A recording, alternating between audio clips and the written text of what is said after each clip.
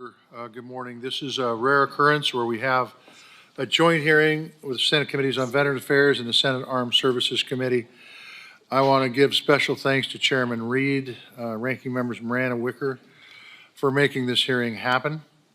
This is a critically important topic. It's a topic that we've been talking about since I came to this body, and that's been a number of years back. And it's about the yearly transition of 200,000 service members from being a warrior to a civilian, and the tools that we provide these men and women during that process that impacts everything from financial to medical to emotional well-being. Today I want to hear how the DOD, the VA, and the DOL are working together to ensure that this impact is a positive one.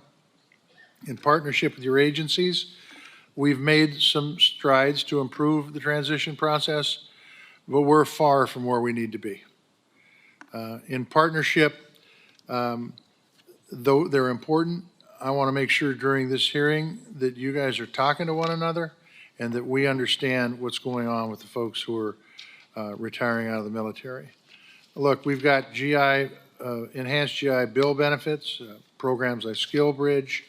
We've got DOD and state governments that are working to streamline requirements to get service members everything from commercial driver's license to a number of other opportunities that are in the private sector that they've learned those skills in the military. There's still too much red tape out there, and we need to work to undo that.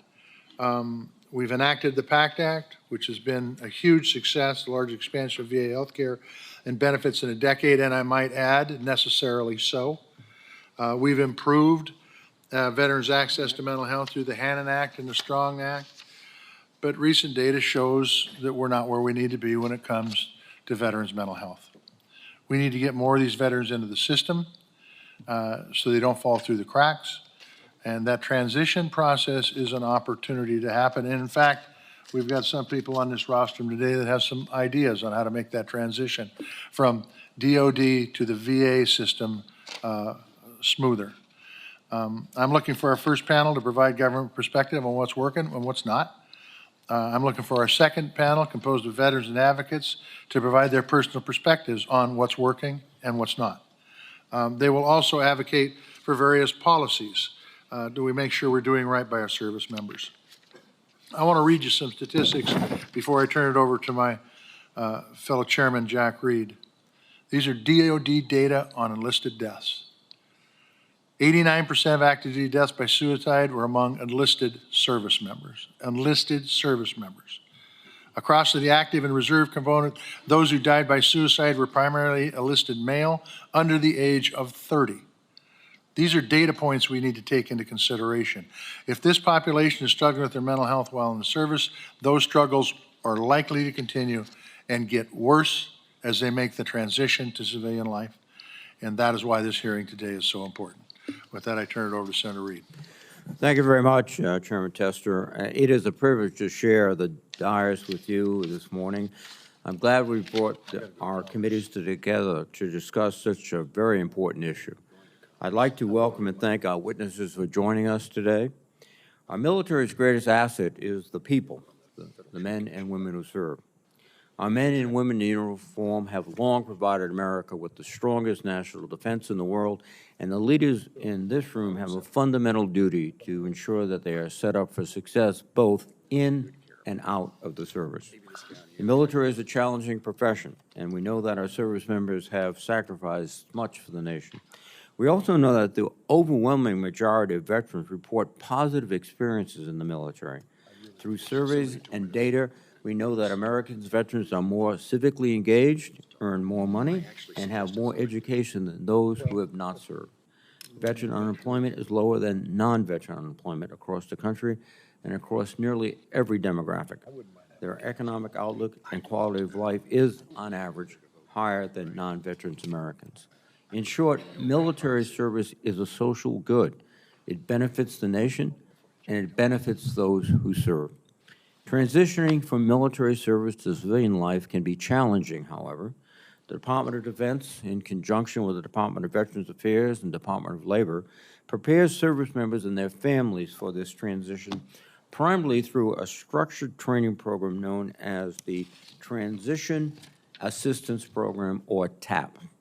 TAP provides information, resources, and tools to service members and their families to help prepare for the move from military life to civilian life. Service members are required to begin TAP a year before separating from military service, and those who are retiring can begin TAP up to 2 years in advance of their anticipated retirement date. I've been encouraged by the overall success of TAP, but there are opportunities for improvement that we will discuss today. In particular, recent Government Accountability Office reports have highlighted the challenge in getting full participation in the program among service members. Although 90% of transitioning service members do eventually participate in TAP, up to 70% did not enroll in TAP a year in advance of their separation, as required by law. I understand the Department of Defense is working to implement the GAO's recommendations, and would ask our witnesses for an update on those efforts. A number of professional transition programs have shown great promise. For example, the Skill Bridge internship program allows service members in the final months of their military career to work full-time at a private employer to gain experience and knowledge about the civilian workforce. Similarly, the United States Military Apprenticeship Program provides active duty military members with professional skills training and the opportunity to earn nationally recognized certificates while finishing their military careers. And I would like to know what lessons can be drawn from these programs and applied to other efforts. Finally, the transition from the military medical system, TRICARE, to the VA healthcare system can be daunting and confusing. Although VA eligibility and implementation should be smooth, many service members experience delays in determining their disability ratings, which can cause uncertainty and financial stress.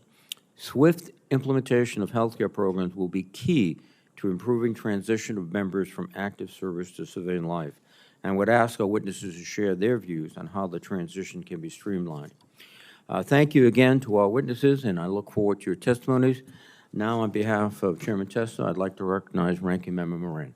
Senator Reid, or Chairman Reid, thank you very much. Thank you to you and our chairman and veterans, and Senator Wicker for joining us. And thank you for our witnesses for being here. Our committee and the Department of Defense, Veterans Affairs, and Labor should prioritize a seamless transition and provide resources to reduce unemployment, homelessness, and suicide, all issues our committee deals with on an ongoing basis. And it seems like they all come together at this moment when we talk about transition. But we can address unemployment, homelessness, and suicide, as well as bolster military recruitment and support success after the military if we can improve the transition from active duty to prior service. Success after service will look different for every service member.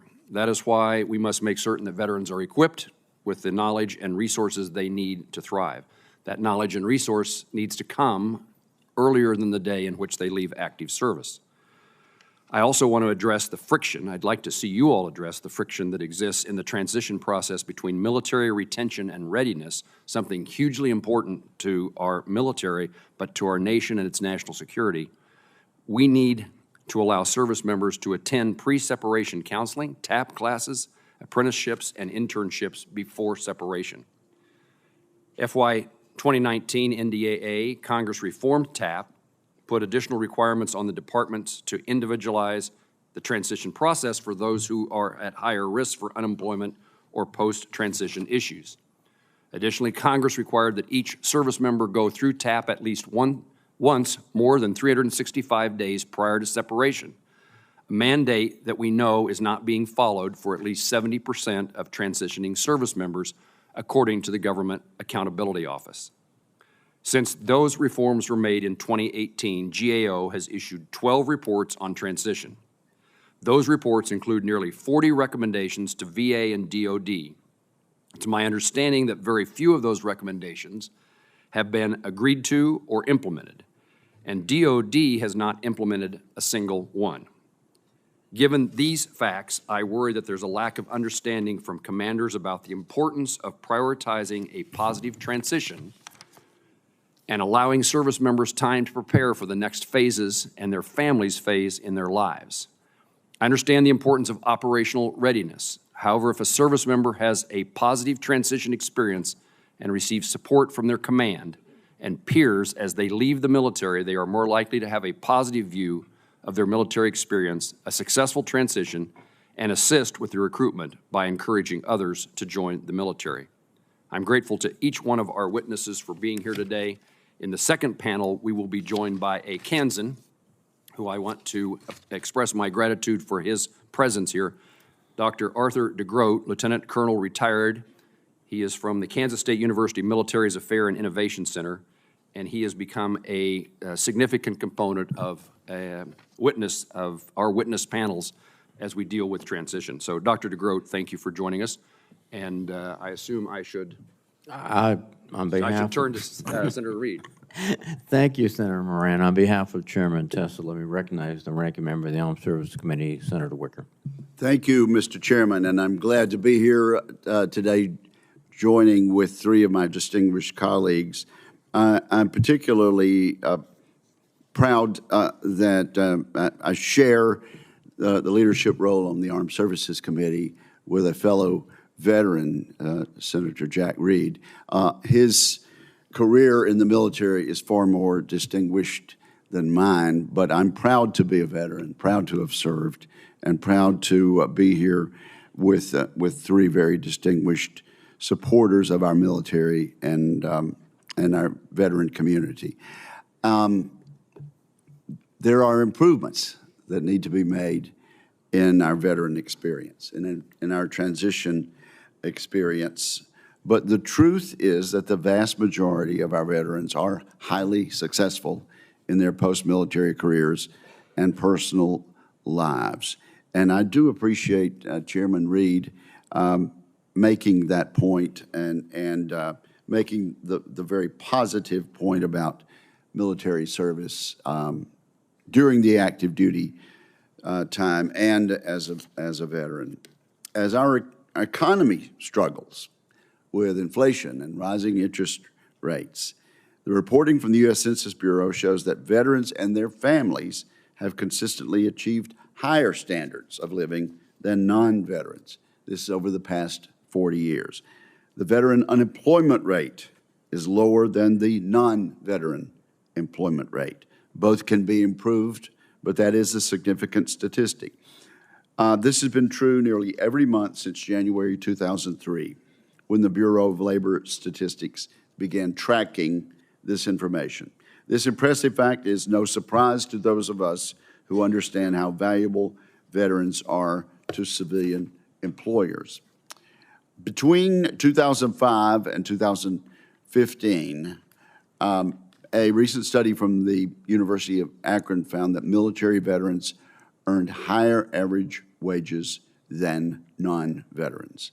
These facts demonstrate what those of us in the military community have known for years. Most veterans are doing well. The skills and character we developed during our time in service lead to desirable outcomes. Our witnesses should be congratulated for the superb work that they and their departments have been doing in this area over the past decades. The success of our veterans shows that joining the military is a great way to improve career and life prospects. This is true regardless of sex, race, or national origin. As I have said, and echoing others, the United States military is the greatest civil rights program in the history of the world. The success of veterans from minority communities proves this. Researchers studied households headed by racial or ethnic minorities with low education experience. In that study, researchers found that households headed by veterans had significantly higher standards of living than those headed by non-veterans. And in 2017, the median annual incomes of Black and Hispanic veteran households were more than $20,000 higher than those of minority non-veteran households. So as you could see, I'm not only proud to be a veteran, I value military service and encourage many young Americans to follow this type of service. We've also learned that effective pre-separation transition programs are helping to prepare service members for life after their military careers. The programs set these veterans up for civilian life, and their communities notice their success. In particular, young Americans see that military service can have very positive effects. This helps recruiting efforts. In this way, these transition programs act as a force multiplier. The Transition Assistance Program has been operating for just over 30 years, but it has a lot to show from that relatively brief tenure. Today, it supports around 200,000 service members every year. Congress has capitalized on that momentum. We've identified the success of these transition programs and expanded these opportunities. The FY 2019 National Defense Authorization Act required broad reforms to make the Transition Assistance Program even stronger. Today, we'll find out if we can improve on that. Congress must keep faith with our veterans through these initiatives, which I will continue to support. I look forward to hearing from our witnesses today about their efforts to execute these transition programs. Thank you very much, Mr. Chairman. Thank you, Senator Wicker, for your statement and for your service. Thank you very much. Now, let me welcome the first panel.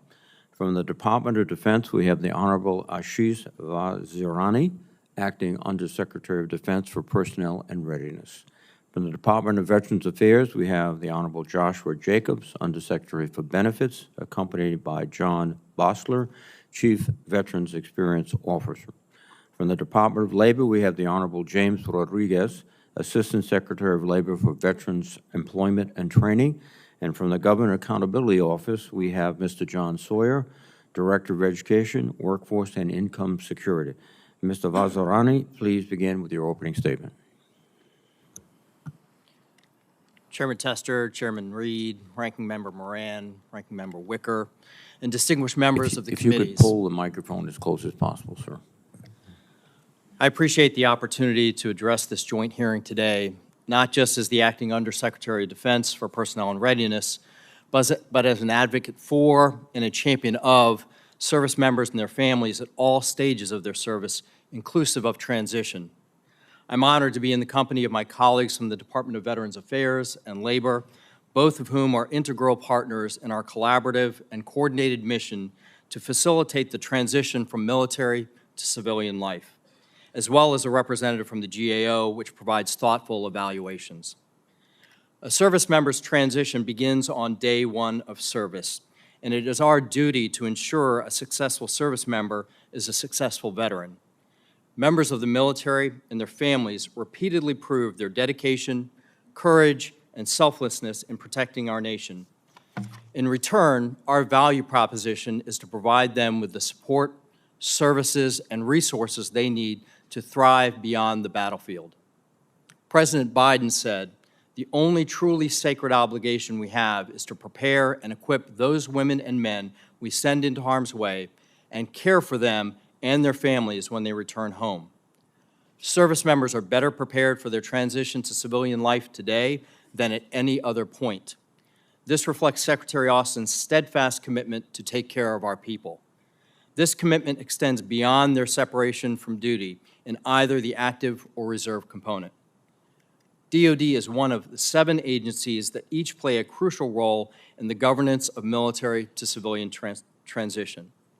Our investments in our service members' training and education, financial readiness, and health and well-being, coupled with the whole of government efforts to support their transition, are proving effective. Veterans using the post-9/11 GI Bill are more likely to graduate and have a higher GPA. Veterans are 20% more likely to be homeowners. Veterans earn more than their civilian counterparts on average, and veterans enrolled with the VA have better health outcomes than their civilian counterparts. The Joint Executive Committee stands as the bedrock of our collaborative efforts, and I have the privilege of serving as the DoD co-chair. The JEC provides the framework through which our agencies jointly oversee this transition process. The Transition Assistance Program Executive Council, a subordinate committee of the JEC, co-chaired by VA, Labor, and DoD is responsible for ensuring that we have met statutory requirements and continuously improve the transition process for future service members and their families. DoD, with the collaboration and coordination of our interagency partners, is supporting service members in their transition to civilian life with a human-centered design approach.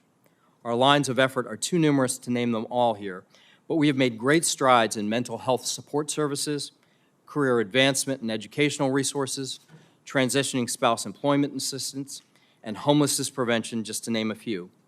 Our interagency team knows our work is ongoing. We are wholeheartedly committed to continuous improvement of the transition process and our transition assistance program.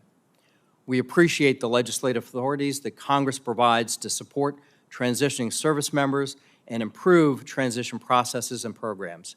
We continue to use those authorities with our interagency partners. In closing, I'm proud of the holistic transition framework that delivers individualized support for service members and their families through our interagency partnership. With your continued support, we will uphold our promise to take care of our people, securing their future and ensuring the continued success of the all-volunteer force. Thank you, and I look forward to your questions. Thank you very much, Mr. Secretary, and I am now going to recognize the next person, if I can find my notes. Why don't we recognize Mr. Jacobs? I think we can recognize Mr. All right. Jacobs. Thank you, Senator Wicker. right. Mr. Jacobs. Thank you very much, and good morning, Chairman Tester, Chairman Reed, Ranking Members Moran and Wicker, as well as members of the distinguished committee. I appreciate the opportunity to appear before you to discuss VA's efforts to support service members as they transition from military to civilian life. I'm accompanied by VA's Chief Veteran Experience Officer, John Bursler, and I'm pleased to join our partners from DoD, DOL, GAO, as well as our VSO partners on the second panel. Each year, approximately 200,000 service members transition from military to civilian life. For many, transition is an opportunity to take on new challenges and build the next chapter in their lives. For others, this time can be daunting and filled with a mix of emotions and uncertainties. It's our duty to care for all types of veterans, regardless of where they are in this journey. We need to connect them with their earned benefits and health care because veterans who utilize their earned benefits are healthier, they earn more, and they're better set up for success as they enter into civilian life. Not only that, we know that our success or failure in connecting veterans with their benefits has lasting impacts on the military's ability to recruit future generations of service members. To empower transitioning service members in their journey towards a fulfilling civilian life, service members are allowed to begin their transition assistance program 1 year prior to separation or 2 years prior to retiring. Attending TAP as early as possible in the transition process is critical for transitioning service members, given the vast amount of information they need to digest in a compressed time frame. It also gives them the opportunity to access their earned VA benefits more quickly through the Benefits Delivery at Discharge program, or to get their foot in the door to a potential employer through the Skill Bridge program. As part of the broader interagency TAP program, VA delivers a one-day TAP course, which was attended by 88% of all VOW Act eligible transitioning service members in fiscal year 22. VA's TAP course is a valuable resource that provides guidance on how to access earned VA benefits and enroll in VA healthcare. And participation in TAP is correlated with a higher application rate for VA benefits. Additionally, VA also contacts all eligible veterans at 3 key stages during their first year after separation from active duty through a program called Solid Start, which was established in 2019. As of September 30th, Solid Start has assisted nearly 400,000 veterans with accessing their earned benefits. Despite these successes, too many recently separated veterans aren't accessing VA's most high-impact services within the first year after they separate from active duty, including health care and compensation benefits. Part of the reason for this may be that veterans under 40, and especially those under 30, don't consider VA an immediate need, but they should. To tackle that challenge, VA, in partnership with all military service branches, as well as our federal partners, including DoD and DOL, are using the voice of veterans and their families to identify pain points and co-design solutions through extensive human-centered design research conducted over the last 2 years. Some of those pain points were echoed recently when Sergeant First Class Rima Rusnak began her transition journey and started visualizing her life in a different capacity, a life geared more towards academics. For Rima, it was only 2 years ago that transition came on the radar. She has many goals for life after service, but for the first time in her career, she didn't know what actions to take. While still in uniform, she began studying to get her master's degree with the ultimate goal of obtaining her doctorate. She needed to know whether she'd be financially secure during school, but she wasn't sure what the GI Bill would cover or when she could even utilize it. Rima is also a paratrooper. Every jump takes a toll, no matter how well you execute the parachute landing fall. While knee and back pain from jumping out of airplanes is tolerable at this point, she expects it to become more of a challenge later in life. She was fortunate enough to attend TAP in February, and she applied for her benefits through BDD.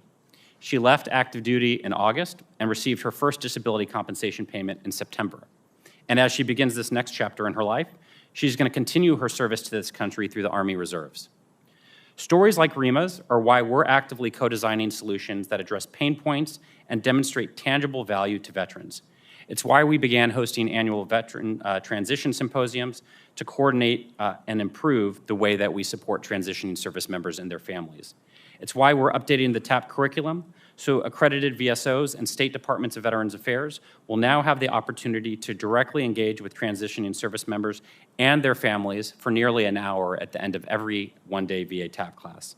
And it's why the cross-agency team co-designed and is prototyping with service members, veterans, and their families a personalized digital solution that enables them to set goals, take action, and get help when they get stuck. We're also working to engage more with service members during their military career by collaborating with DoD to educate commanders on the importance of connecting service members and spouses with VA benefits and health care prior to separation. And as I stated earlier, improving the experience during that process. The military to civilian transition process brings opportunities for us to improve trust in VA and support the personal growth of veterans as they navigate this challenging but ultimately rewarding phase of their lives. Thank you for your continued support of transitioning service members, veterans, caregivers, and their survivors. I would be happy to answer any questions you or the committee members may have. Thank you, Josh. Thank you for your testimony. Next up, we have from the Department of Labor, Honorable James Rodriguez, Assistant Secretary of Labor for Veterans Employment and Training. You have the floor, James. Chairman Tester, Chairman Reed, Ranking Member Moran, and Ranking Member Wicker, and distinguished members of the Veterans Affairs and Armed Services Committee. Thank you for the opportunity to testify before you today on the current state of the Transition Assistance Program and the steps that should be made to continue modernizing and reforming the program. I've spent my entire federal career serving veterans. This is my passion and that of my team who carry out our mission every day across the entire country. DOL is the federal lead for employment and training programs. Within DOL, VET's mission is to prepare America's veterans, service members, and military spouses for meaningful careers, provide them with employment resources and expertise, protect their employment rights, and promote their employment opportunities. VETS administers employment programs for transitioning service members as part of TAP. Successful employment is the key to economic success and can strongly impact physical and mental health, life expectancy, and the quality of life. Our American Job Centers are one-stop locations that offer a broad range of career and supportive services to the public. And veterans receive priority of service for all DOL-funded training programs. That's why it's so critical that DOL Vets is at the table today and that we continue to have a seat at the table with our federal partners and to ensure the success of transitioning service members and veterans in the future. Today, I'd like to highlight 4 topics that will interest this committee. First, service members are attending DOL TAP employment workshops in record-breaking numbers. VETS administers 3 core TAP employment workshops: the 1-day Employment Fundamentals of Career Transition workshop, the 2-day DOL Employment Workshop, and the 2-day Career and Credentialing Exploration Workshop. In FY 2022, we provided instruction to over 266,000 participants, which is over a 40% increase from the previous workshop record in FY 2021. And our participant survey results are very encouraging. In FY 2023, 97% of participants indicated they would use what they learned in their own transition planning, and 95% reported that their confidence in transition planning was enhanced. Second, VETS is leading the way to transform the TAP employment space. Via the VETS Employer Outreach Program, VETS is also asking U.S. employers to participate in the DoD SkillBridge program.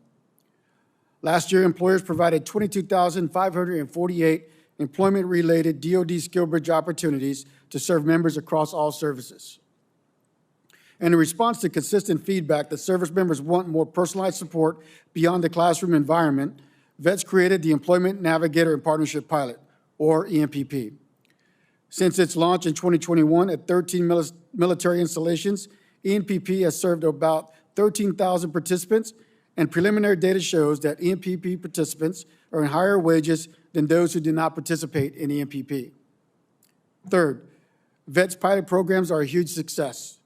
For example, as of March 31st, 2023, 96% of EMP survey respondents reported positive feelings after meeting with their employment navigator and would recommend EMPP to a friend or colleague. Additionally, 98% felt EMPP partners met or exceeded their employment-related expectations. And our off-base transition training pilot provides veterans and their spouses workshops modeled after our TAP curriculum at locations across the active duty military installations in areas with high veteran unemployment in 10 pilot states so that they can get additional post-separation assistance when they need it. Fourth, VETS will leverage data to improve TAP outcomes. Traditionally, VETS has only had access to data about TAP workshops and those workshop participants. However, new initiatives such as EMPP have enabled VETS to access employment outcome information on our transitioning service members through the National Directory of New Hires at the Department of Health and Human Services. DOL will leverage this information to improve program delivery and employment outcomes. And we look forward to sharing the outcomes of our research with our partners and stakeholders in the future. In conclusion, our long-term strategic goal for TAP is for the nation to recognize military service as a path to high-quality civilian careers. The future of the country's all-volunteer force across the armed services depends on this recognition. And we look forward to working with the committees to ensure all veterans can secure a good job that will provide them with career advancement opportunities. Thank you again for the invitation to participate in this hearing with my colleagues from VA, DOD, and the GAO, and I welcome your questions. Yeah, thank you for your testimony, Mr. Rodriguez. Next up from the Government Accountability Office, we've got John Sawyer, Director of Education, Workforce, and Income Security.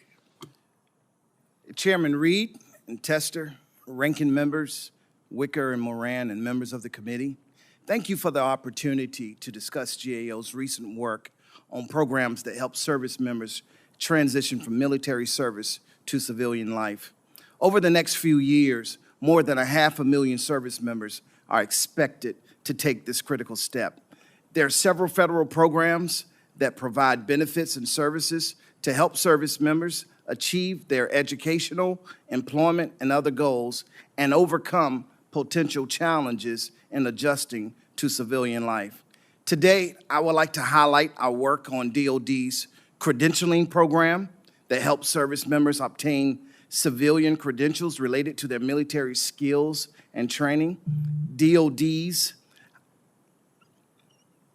Transition Assistance Program, which provides tailored counseling and classes to help service members achieve their post-transition goals, and VA's Solid Start Program, which serves new veterans in their first year after leaving military service. Our work has found that oversight and implementation of these programs could be enhanced to achieve their intended benefits. Since February 2022, we have issued 10 recommendations on these programs. I am pleased to report that VA implemented our Solid Start recommendation to further collaborate with veteran service organizations to identify and address outreach gaps for hard-to-reach veterans. As a result, VA increased its rate of successful outreach to younger veterans and continues to regularly coordinate with VSOs to enhance its overall outreach. The remaining recommendations were directed at DoD and its service branches. For example, we found that DoD's credentialing programs lacked adequate evidence to show that the programs were working. As a result, we recommended the DoD more fully assess the effectiveness of its credentialing programs. DoD agreed and expects to implement this recommendation in fiscal year 2025. The remaining recommendations were issued in our December 22 report on DOD's Transition Assistance Program. In that report, we found that attendance in tailored two-day classes increased significantly since 2016. However, the service branches waived over half of its transitioning service members from attending them. Per service branch policies, service members who need maximum transition support must attend a two-day class, but we found that nearly a quarter of them did not. And finally, we found that most transitioning service members, 70%, did not start TAP at least 1 year in advance, as generally required. While the service branches and the TAP Policy Office collect and review performance information on two-day class attendance and timeliness, they do not fully leverage this information to understand and improve results. We believe that better understanding root causes for attendance and timeliness results would help DOD improve service members' ability to benefit from the full range of transition resources available to them. Effectively addressing the outstanding recommendations would help DOD reasonably assure that every service member who leaves the military receives the best possible chance to succeed as they transition back to civilian life. This concludes my oral statement. I would be happy to respond to any questions. Thank you for your statement. Thank the whole panel for their statement. There's two panels today. I would ask the members on the rostrum, we've got 4 minutes to ask questions, so get your good questions up and so we don't run over, because otherwise this will be an incredibly long hearing. Not that it shouldn't be, because it's important. I'm going to start my questions with you, Mr. Sawyer, since you're warmed up. In your review of the transition process, did you identify, you talked about they didn't start many of them didn't start the transition 1 year in advance. Did you identify the reasons why? Thank you for that question, Chairman Tester. In our report, we did not specifically identify reasons why individuals were not starting the Transition Assistance Program 1 year, at least 1 year in advance of their anticipated separation or transition date. But what we did find is that there is information available to DOD to allow them to assess the results. And that is why we recommended that they identify the root causes to try to understand. So we'll go to you, Mr. Vizirani. How does the DOD hold commanders, or does it hold commanders accountable for providing service members the need for transition, the time they need for transition? Senator, thank you. The DOD is holding or observing and watching what the commanders are doing. And so we do that through collecting data on the Transition Assistance Program. We have compliance measures and timeliness measures. We measure compliance across 8 domains, and we measure timeliness, whether the service member starts 365 days in advance. And what are you seeing with those measurements? What we're seeing is, as reported, that about 30% are starting on time. We know that we have to make improvements there. We're providing that data to the services. And one of the things that we're also doing is at the assessment at the end of TAP, understanding if there are barriers to that timeliness. And what we're finding is that those barriers tend to be in the area of 3 categories: involuntary separations, which are happening within that 365-day time period, mission requirements, and then also personal decisions. So you're in a tough position because everybody on this roster knows that the military needs every person they can get and keep every person that they have available to them. So I think the last thing you want to talk about is transitioning folks out of the military. But I think it is important that this is a group effort. That's why everybody's here today. We've got you representing the DOD. We've got Jacobs representing the VA. We've got the folks on this panel that give us the full gamut. We have got a massive problem that has been around for a long time in mental health with the folks that are coming out. And the statistics that I read in my opening statement show that this is really most prevalent in enlisted members. So do you have, before I move on, just real quickly, Mr. Verzano, do you have any ideas on how we can make it better while keeping our numbers up in the military? Senator, so as the Secretary said, mental health is health, and we're very focused on assessing the mental health of service members and ensuring their mental health throughout their time of service. Through the congressionally mandated suicide prevention response, we're implementing a program looking across and implementing a public health approach, ensuring that we're fostering a supportive environment, that we're addressing stigma, that we're improving the delivery of behavioral health care, and that we're revising suicide prevention training so that commanders and first-line leaders understand the signs of where a service member may be have concerns about their mental health or behavioral health. Thank you. I'll go to Chairman Reed and then Ranking Member Moran.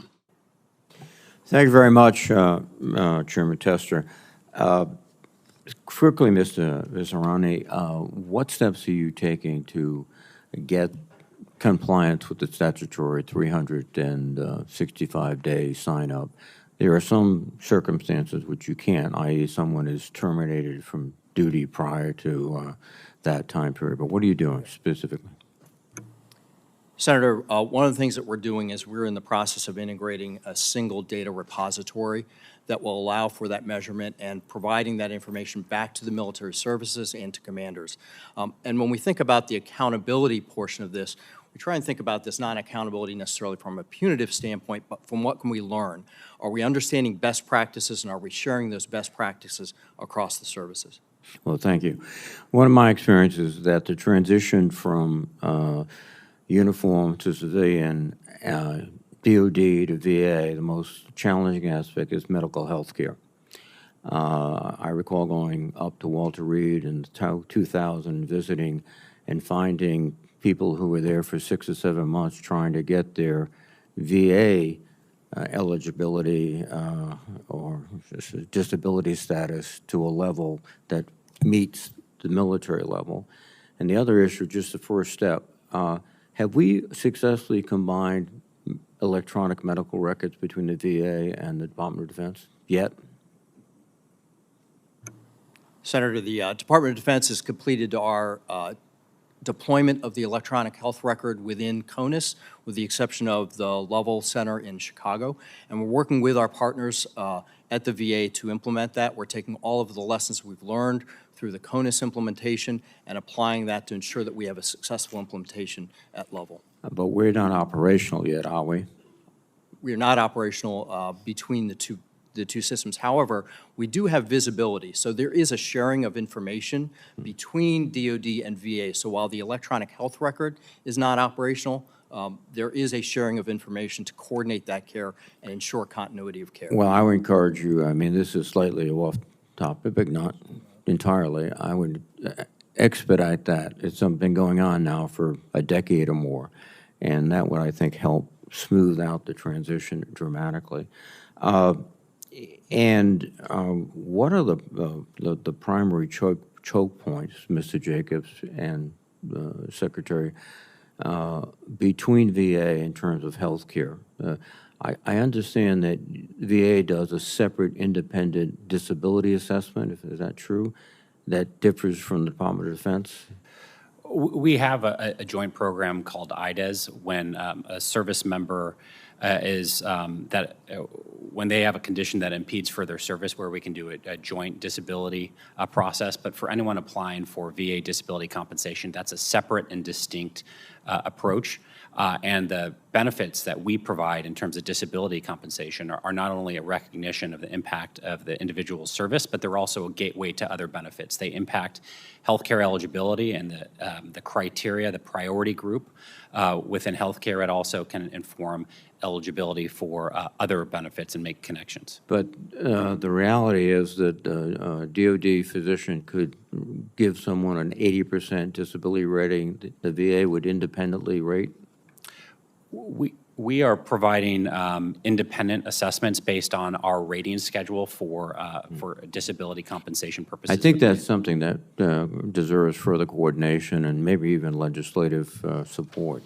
I think that would be helpful. I thank you. I know this is a very challenging situation, but the other point too is, I presume, and I'm exceeding my time, just very quickly, there is a mandatory information session on medical health care opportunities that's specifically designed for the retiring veteran?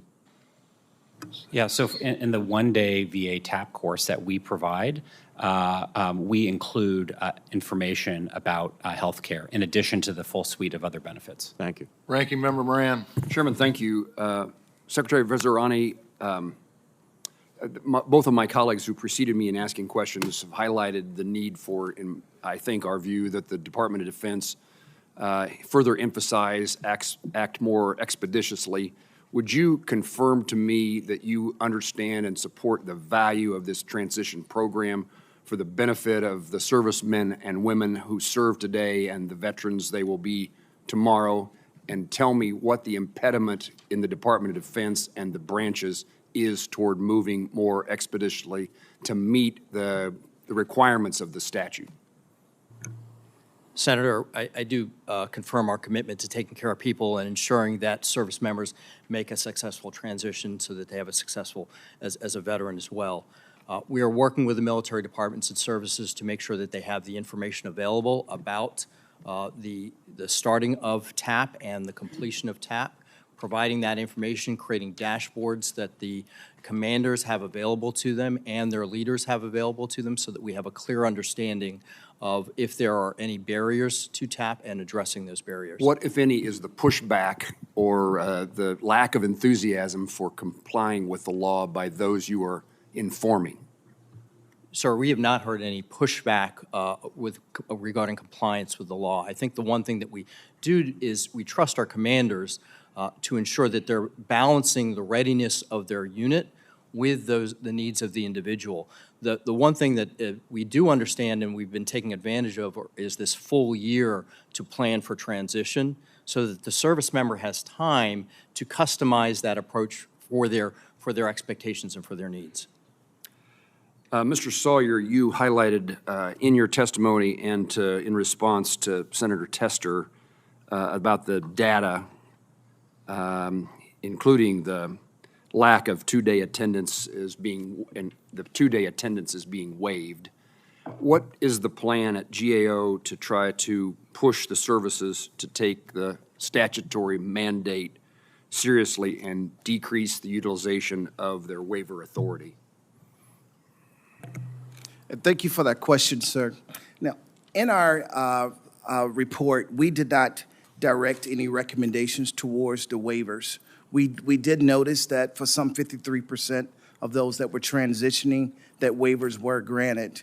We're not sure why that occurred. Our scope did not allow us to investigate that. However, we did see that in Tier 3, those that are designated as having the greatest risk of a successful transition, that some 22% of those did not take the class at all.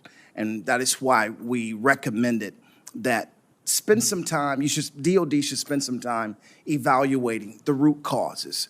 Is it commander support? Is it the culture change? Is it mission requirements? But what are the reasons that are driving Is this? the timing of your recommendations and the response to your recommendations such that we should see further progress at the DOD or the VA or the Department of Labor in response to your recommendations? Or is this the kind of course of business at the moment? Well, to answer that question, based on our follow-up and discussions that we have had with DOD and VA, they are moving towards addressing these recommendations and issues that we have. So GAO feels comfortable with the progress that those two departments are making? All right, let me ask you this question. Should I feel comfortable with the progress that these two departments are making? I think you should feel comfortable with the progress. However, we have recommendations, and we are going to monitor the corrective actions because this recommendation that's dealing with identifying root causes is a tough recommendation that you really have to go below this surface and really try to identify reasons why these timeliness and attendance results are such that they are. Mr. Sawyer, if I don't reach out to you, would you reach out to me with any concerns that you have in the recommendations being followed? Absolutely, sir. Thank you, sir. In lieu of Ranking Member Wicker, Senator Fisher. Thank you, Mr. Chairman. Mr. Vazirani, within the TAP, how much leeway is given to individual TAP offices to teach the curriculum so they can tailor it to their needs? For example, if you have a service member who's going to sign up again, but that doesn't show in their records yet, they still have to attend the week-long class. Is that correct?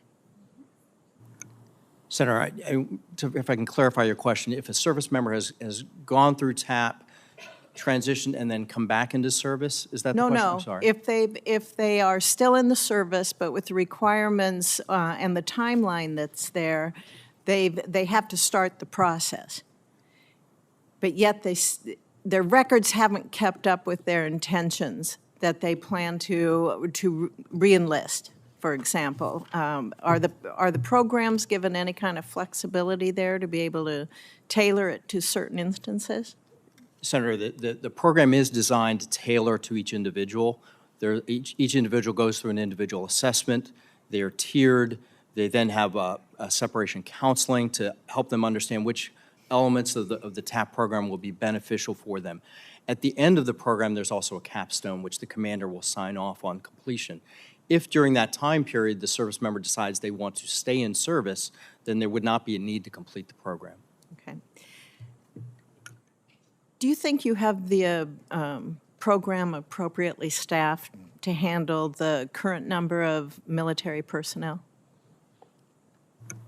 Senator, we do believe we have the current level of staffing correct. I think as we continue to learn more about the program, we'll continue to evolve that and determine whether or not additional authorizations are required to fulfill the program. But at this point, we do believe that we have the right staffing.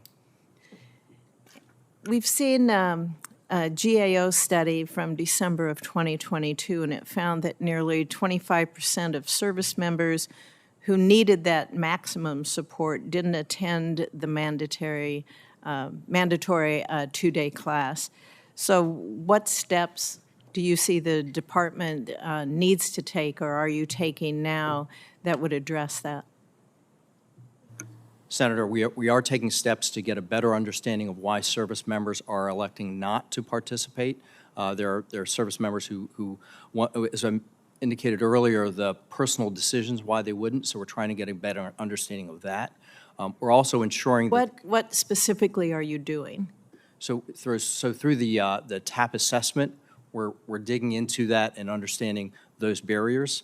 And then the other thing, through the commander's capstone, getting a better understanding of why that service member would not want to participate in that program. And Senator Fisher, if I might add, one of the things that we're doing is we're recognizing that TAP is a commander's program. We're creating a visual management tool so that commanders have greater visibility of their transitioning service members. It's work that Mr. Bursler is leading through a human design element. We're prototyping that tool, and if it's appropriate, I'd love for him to share a little bit about That would be great. When you say you're prototyping it, do you have a pilot program in place? Are you using it? Yes, Senator. We're currently actually testing it this week with command teams. So this can not only include the commanders themselves, but the senior enlisted personnel that are supporting the commander's decisions. And it will give them much greater visibility, as Mr. Jacobs mentioned, to actually see which units that they oversee are in compliance with the 12-month or 24-month requirements. This is a decision that's been co-designed from all of our agencies, plus a few more, including all 6 service branches, and it has been taken through our governance process. So it's underway, and it should be available next year. Thank you. Thank you, Mr. Chairman. Senator Hassan. And I'm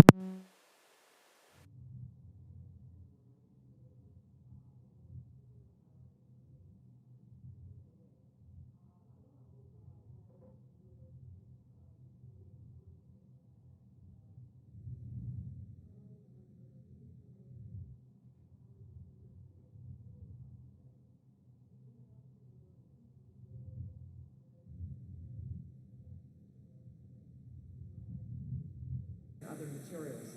So I urge all veterans to get involved and take the pledge to connect with 10 veterans, family members, or caretakers. Really help build that sense of community that's so important. Now I'll start with a question to you, Mr. Vazirani. Senator Kramer and I, as you know, worked together last year to pass into law the Solid Start Act, which requires the VA to call each veteran 3 times within their first year of separating from the military to make sure that they know about and understand the VA benefits that are available to them. In your written testimony, you referred to the year before separation and the year after separation as the critical transition period. The Solid Start program helps with the second half of that critical transition period. How can we provide a similarly tailored approach to service members in the first half of that transition period as they prepare to separate from the military, to help them plan for and work towards their long-term goals post-military service, including for future careers? And I hope you were able to hear that. Apparently there was some difficulty with this microphone. Senator, thank you for that question. I was able to hear the question. I appreciate it. As I indicated and I said earlier, we certainly believe that mental health is health. And throughout the service members' cycle of service, we do have checks on their mental health. During that 365 days in the transition time period, we've worked with our interagency partners in developing an enterprise individual assessment, and that covers 9 different domains. And as we look at those, that's how we understand how to tailor the program, the transition assistance program for that service member. Well, thank you. And I just hope that that includes some real outreach similar to what we're trying to accomplish in Solid Start, so that everything doesn't rest with the service member to initiate Senator, transition services. it does, and in that, if a service member has had through that mental health assessment or an interaction with behavioral mental health, they are referred to the In Transition program, which helps them to understand what services would be available and help that transition. I understand that, and my time is short, so I will follow up with you. But it's not just about mental health, right? I mean, there are other things that veterans need, and they need outreach for. So let's move to one other quick question, because I continually hear how service members feel unprepared to transition into their new careers or move to new places because they don't have connections with local community, something New Hampshire is proactively trying to deal with. So, for example, James Roberg of Antrim, New Hampshire, shared with my office his experience working for the New Hampshire Department of Military Affairs and Veteran Services. This state office has developed a variety of resources to help transitioning service members and veterans, including a resource book full of available state and local resources.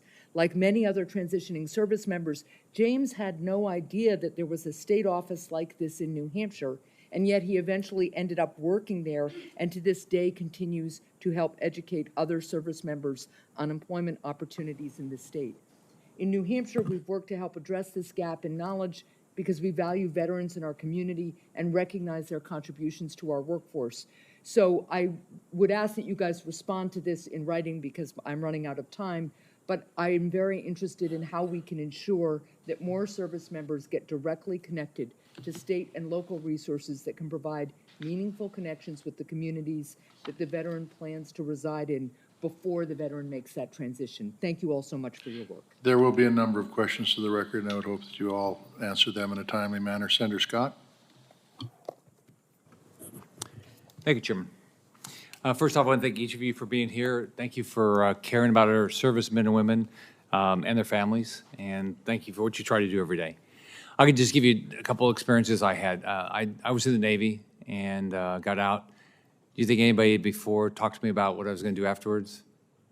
You think anybody ever called me afterwards? Nobody, ever. Never, nobody ever. In 2011, I became governor of Florida. And right after I won the election, I welcomed some National Guard members back from overseas, and 30% unemployment. Now, unemployment was bad at the time, but 30% unemployment, and their experiences, nobody was talking to them about how to get a job. So we put a lot of effort in our state, into one, making sure people could get a job, and then a variety of other issues. We also had a state agency that just did veteran affairs. And the thing that surprised me the most, there was no coordination with the federal government. I mean, like none. They wouldn't give us any information on who was getting out. And so, I mean, there's a big opportunity to help our families. And so my goal as governor was to make Florida the place where you want to serve. And number two is make the place where you want to retire. So, and we did a variety of things. And I've been up here 5 years, and I'm really proud of the things that the Armed Services Committee has done. The 2019 NDA established programs for counseling pathways, for self-assessments, for individualized initial counseling, tier assignments that reflect the servicemen members' transition preparedness, revised curriculum, and improvement to the transition assistance program. There's a lot of, I think this Armed Services Committee has done a lot of good things. But we're here, you know, in my state, there's a lot of news from our veteran services organizations and also from the GAO report in 2022 that indicates it's not working the way it should. And I know we had a meeting yesterday, and you're absolutely committed to getting this done. So, but the GAO said that 90% of transition troops participated, but 1/4 did not even attend a mandatory 2-day class. So there has to be a lot of things to make that happen. Florida's home to, we got 21 military bases, 3 unified commands. I always think it's the best place to serve, but I think there's a lot of opportunities that we have to make it better. So here, let me get to my questions. And you know, we did everything we could. We waived every fee for spouses. Probably one of the biggest things we did was parents that had a child in the Medicaid need to have a Medicaid waiver. They go to the bottom of the list mostly, and we changed it to they went to the top of the list. That changed people's lives a lot. So can any of you talk to me about how you work with your state counterparts? Because I assume most states have what I had. There's a state agency, and how do you work with them now? Yeah, thank you, Senator, for that question. And I have to say, you have an excellent veteran leader and advocate in Hammer Hartzell, who is the lead of the State Department of Veterans Affairs in Florida. Yeah. It seems like every time we have an engagement, he is there. We actively work with all of the state departments of Veterans Affairs through the NASVA program. And one of the things that we're doing through the upgrade to our VA TAP curriculum is we're including at the end of our day for the last 45 to 60 minutes a portion of the day where accredited VSOs and state departments of Veterans Affairs can directly engage with transitioning service members, because we know that personal relationship is important. That when veterans go home, they're provided with 200 pages of material on VA benefits and healthcare alone. There are a lot of questions, and they have incredible advocates in both accredited VSOs and state and local government who are there and whose sole purpose is to help connect them to those earned benefits. So we actively work with them. We actively seek input and feedback on our programs. I get feedback from Hammer personally when something's not going well, or he wants to say, hey, you know, your staff did a great job, you should recognize them. And so it's a really important part of our operating model, and they're really valued partners. Thanks for what you guys are doing. Senator Shaheen. Thank you, Mr. Chairman, and thank you all for being here. I want to make sure I understand some of the testimony earlier with respect to the TAP program. Mr. Rodriguez, I understand you to say that vets are attending TAP in record numbers. Was that correct? Yes, it is. I'm talking about the DOL version of TAP, that one-day TAP course. Okay, so that's a different TAP course than? Well, it's a single day that's separate from the DOD and the Veterans Affairs days. And how do you coordinate with what DOD is doing? So we work seamlessly together as part of, it was mentioned, the TAP Executive Committee, the Joint Executive Committee. We work together to ensure that TAP is a seamless transfer of information and sharing of resources to better prepare that service member when they are preparing to transition out of the military. So if I'm a service member, can I go to the DOL TAP rather than DOD TAP? It's the same TAP. So there's 3 mandatory days, 1 day DOD, 1 day Department of Veterans Affairs, 1 day DOL, and then there's 2 additional optional days that a service member can take. So what percentage are actually attending DOL's TAP? I don't have the percentage, Senator, but I can tell you the numbers. Roughly 148,560 service members are going through the 1 day DOL TAP. But I understood you to say, Mr. Sawyer, that 70% of members of the military who are getting out didn't attend? Are you talking about a different program? Thank you. The 70% relates to those starting the program at least 1 year in advance of their transition date. I can understand why veterans might be confused because the coordination is challenging. And as we heard from virtually all the chair and ranking members talked about the mental health challenges and the number of veterans who are at risk of suicide. And Mr. Is it Borsler? I understand that you've worked with our European allies about how they administer their transition assistance programs. Do veterans, non-U.S. veterans, face the same risk of suicide in their first year as U.S. veterans? Senator, I'd have to take that question for the record because we don't, to understand their methodologies and how they measure that rate. But I do know that there are some great programs that our allies use as well as our own. I think we still have the best system. And so are there, when you talk about those great programs, are there things that we should be adopting from what our allies are doing? I do think that we, as I mentioned, Senator, we do have the best system when we compare to a lot of our allies in the way that they execute these programs. There are some interesting use cases, particularly in the United Kingdom and their career transition partnership.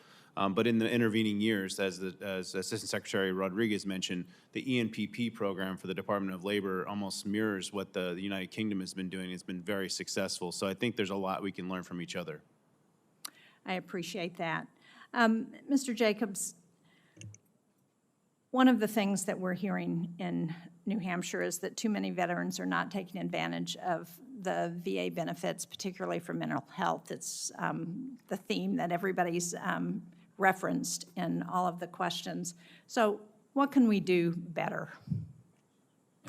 Thank you very much for that question. We know that when veterans connect and access their earned benefits, whether it's disability compensation, home loans, education, or their VA health care, they have better health outcomes, they have better economic opportunities, and it decreases the risk for suicide. Right. So how do we do that? Correct. So we are aggressively continuing to do more outreach. So during the transition period, we're identifying where there are veterans, transitioning service members at risk, and providing a warm handover.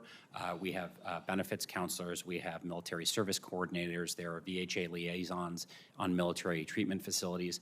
Part of the way that we're doing that is through the Solid Start program, where we're calling transitioning service members 3 times in the first year after they leave the military at the 90, 180, and 365-day marks. And the goal of this program when it was created was to address the very real mental health concerns that we are all focused on. And the program is structured in a way where it's open-ended. So it's really tailored around responding to the veterans' needs. Do they need connection with a mental health counselor? And then we can connect them to a vet center, a CBOC, a medical center. Do they need a status update on their claim? Do they need assistance with their claim? Do they need help pursuing housing? And so we have opportunities like that, but it's also to the point that was made earlier, it's Buddy Check Week. It's promoting opportunities for us, not only as a government, but as a broader society to support one another, to know the signs to look out for, so that when we see a fellow veteran, a friend in crisis, that you know that there's a place to help them, even if you don't have the resources to do it yourself. Thank you, Mr. Chairman. Senator Schmidt.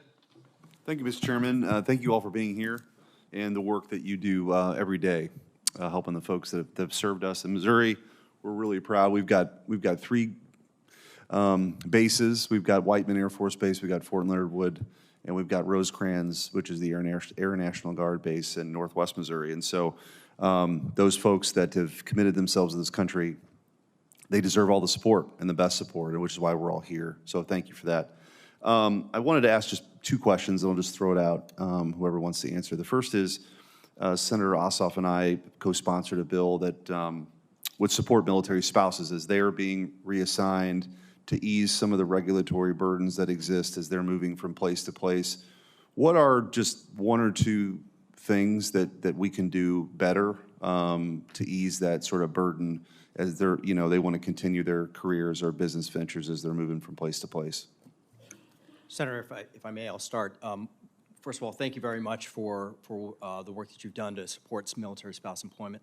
The one thing that we're finding is really effective for military spouses is the compacts and encouraging the states to sign on to compacts.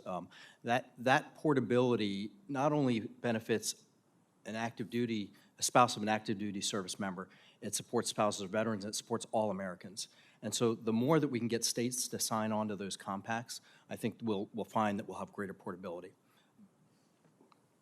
Thank you. I don't know if anybody else had anything to add. Senator, I'll add Okay, a few sure. things there. One of the biggest challenges is our military spouses are at a 31% unemployment rate. And so they have the highest unemployment rate of any category affiliated with the military community. So we need to figure out a way to protect military spouses' employment when they are transferring duty station to duty station, or if their spouse is Guard and Reserve and they're called to active duty and that spouse has to take time away to take care of their families or whatever things that come as part of life when someone is active duty or called to active duty. So I think there's ways to protect military spouses, to give them the courage to identify as military spouses and and encourage employers to actually employ these military spouses and help retain that spousal employment when someone is called to active duty. And I'll add, at the risk of being a bit parochial, we're actively looking to hire military spouses at VA. We know they're incredible mission-oriented teammates that need sometimes additional flexibility to enable them to continue to support our mission while moving in partnership with their spouse. And so we're actively working to do that from a VA perspective as well. I'm sure this is probably true for other centers, but I know that as I get around Missouri and talk to employers, they're looking for skilled people.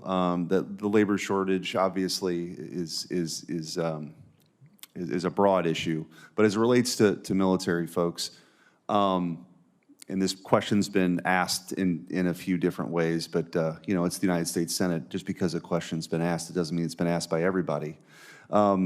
Your sort of take on what are a couple of things that we can do better to make sure that our military servicemen and women, while they're in active duty, can avail themselves to as much of that training as possible as they transition, because there is a great need out there, and I know that a lot of employers are really looking for people who've served the country as well. What are just a couple of takeaways that we can take back home and work on?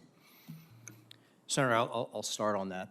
As we think about the opportunities for the service member and the military spouse to gain employment or to be successful as they go beyond, I think encouraging employers to get involved in the programs that we have, whether it's SkillBridge or our military spouse employment program, those would be helpful. I think the other thing, sir, that would be really helpful is if we can encourage more Americans to talk about the value of service and the benefits and how successful veterans are, and that will help us on the front end as well as we encourage people to come into service.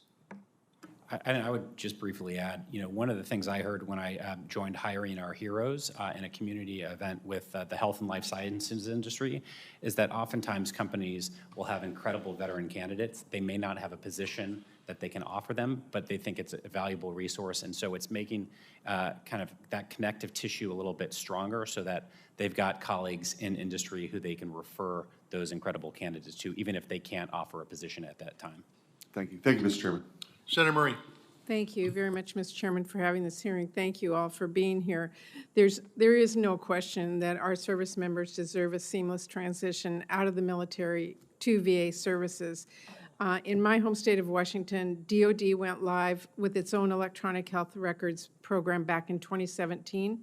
It has its own challenges, and I'm sure you all know that when the VA rolled out its EHR program, it was not working the way that it should have, and patient safety has been a very big concern. So I want to make sure that DOD is working hand in hand with VA so that we can truly have a seamless electronic health record system that is available across both agencies to serve service members and veterans alike. Mr. Vazzarini, I wanted to ask you, can you share some of the lessons DOD has learned while you rolled out your EHR system, and how did you earn back the trust with providers and service members after you had significant periods of system downtime? Senator, thank you for that. As we've rolled out our EHR, the things that we learned, and particularly through that first time period, the things that we, the barriers that we had in utilization, we've learned about what we need to do from a usability standpoint to make the EHR more usable for the healthcare provider. We've learned about the training that we need to conduct to ensure that there's a quick ramp up on utilization. And those are some of the things and some of the lessons that we've learned that we shared with our VA partners. Okay, I appreciate that. I wanted to ask you about women service members because transitioning out of the military is a challenging experience for all service members, but it is particularly difficult for women who face additional barriers in the civilian world, everything from gender pay caps to sexual harassment, lack of access to childcare. And there was a study by Syracuse University that 54% of women veterans who left the service didn't feel prepared to navigate the resources available to them in their local communities. That's compared to 35% of male veterans. Mr. Vazzarini, has DOT tailored the Transition Assistance Program at all for women service members? Senator, we have. And so one of the things that we do through that transition process, and particularly in that understanding of what benefits are available and the care, we've tailored it, particularly the education around health benefits and how to access health benefits for women. The other thing that we continue to do is focusing on all veterans, but particularly for women, is to understand for those who may have come across or encountered something along the spectrum of harm, the resources available to them there. So I'll turn to maybe Mr. Jacobson. He could talk about what VA would. Yeah. Senator, we have what's called the Women's Health Transition Training Program, which provides tailored support and information for transitioning service members. It includes gender-specific health care information as well as information about how to access benefits in a timely way. What I would say is it is underutilized. So we're working to try to get the word out and promote and encourage more transitioning service members to take it because we do think it's a valuable resource. Okay, thank you. And one last question. In last year's Military Family Support Programming Survey, 80% of the respondents said their finances were a major source of stress, and more than half of military and veteran families reported experiencing barriers to savings over the previous 2 years. 22% of currently serving military families, 38% of veterans families have less than $500 or no emergency savings at all. I think financial literacy is critically important, and Mr. Vazzarini, in my few seconds that I have left, what is DOD doing right now to promote financial literacy and making sure that that is an integral part of the Transition Assistance Program? Senator, one of the things we do is from the very outset, from the time a service member starts in boot camp, is making sure they understand what financial readiness resources are available to them. We provide education and training and coaching and access to personal financial counselors throughout their time in service. Okay, and if I can get a more detailed response from you, I would really appreciate that. Thank you, Mr. Chairman. Yep, Senator Cotton. Mr. Vazzarini, I've heard reports that former U.S. service members have been approached by communist China and offered jobs that draw on their military expertise to aid the PLA. This is already happening with some of our European partners, veterans, oftentimes through professional military companies in third world countries like South Africa. What steps, if any, is the Department of Defense taking today during the transition process to ensure that our troops are aware of this kind of activity and adequately prepared to resist these offers, especially if done through intermediaries? Senator, we continue to be concerned about the pacing threat of China and the approach that they take to try and undermine what we're doing.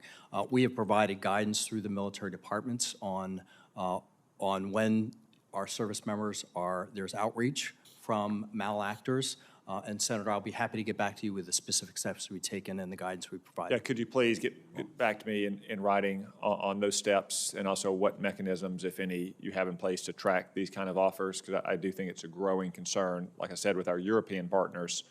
But I worry about reports that it's now occurring in the United States as well.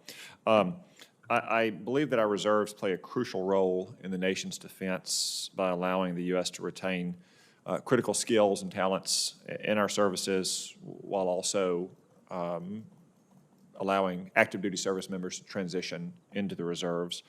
Unfortunately, like the rest of the active duty military, the reserves are facing historic shortfalls as well. Has the DoD studied barriers to transitioning into the reserves from the active duty? Senator, that is, as far as addressing barriers to transitioning to the reserve, we are looking at that. We want to ensure that we particularly as we continue to rely on the reserve component. One of the things we've been doing, we brought on our first Chief Talent Management Officer. An area that we're looking at is permeability between the active and the reserve component, and providing that opportunity for service members to move from one to the other, active to reserve, but also the opportunity to come back into the active component. Okay. In the studies, has the DoD identified any specific issues that create challenges for transitioning troops who may have gone in the reserves but decided not to? Senator, if I can take that for the record, and I'll get back to you with the specific findings. One final and related question. Obviously, we want to make sure that every man and woman who wears the country's uniform and wants to leave the service is set up for success in civilian life or in the reserves if they choose to go there. But I'm also curious about barriers to remaining, I shouldn't say barriers, drivers to transition when troops may have stayed on active duty. So as you're studying the challenges that they have in the transition process, have you also studied the main issues that are driving their desire to separate in the first place? Senator, one of the things that we are seeing now is we're seeing actually record levels of retention. Yeah. And so we're benefiting from that, and that's certainly helping us in end strength. When one of the areas that we've talked about during this panel that is a driver for service members to get out is military spouse employment, and the opportunity for a service member's military spouse to also have a successful career and also contribute to the family's financial readiness. So that's an area that we're working very hard on to ensure that military spouses have career opportunities to support their service member, particularly as we look at our model, which typically requires the service member to move every 2 to 3 years. Okay, thank you. Senator Peters. Thank you, Mr. Chairman, and thank you to our witnesses here today. Thank you for your work in this area, and I think we can all agree that it's critical that our veterans have the support that they need as they transition into civilian life, which is why it's been a priority of mine to introduce legislation that was signed into law to help veterans who may have been wrongly given a less than honorable discharge from the military as a result of PTSD and TBI that was simply not diagnosed. They exhibited behaviors that led to a less than honorable discharge, and yet those behaviors were a result of PTSD and traumatic brain injury. That's why my bill, which was signed into law in 2016, allows for service members who have been diagnosed with PTSD or TBI or other related conditions in connection with their service in the military. They can more easily petition to upgrade their status. We know whether a veteran is entitled to VA benefits depends largely on the discharge status that's assigned to them, and VA benefits play an absolutely critical role in the successful transition to civilian life.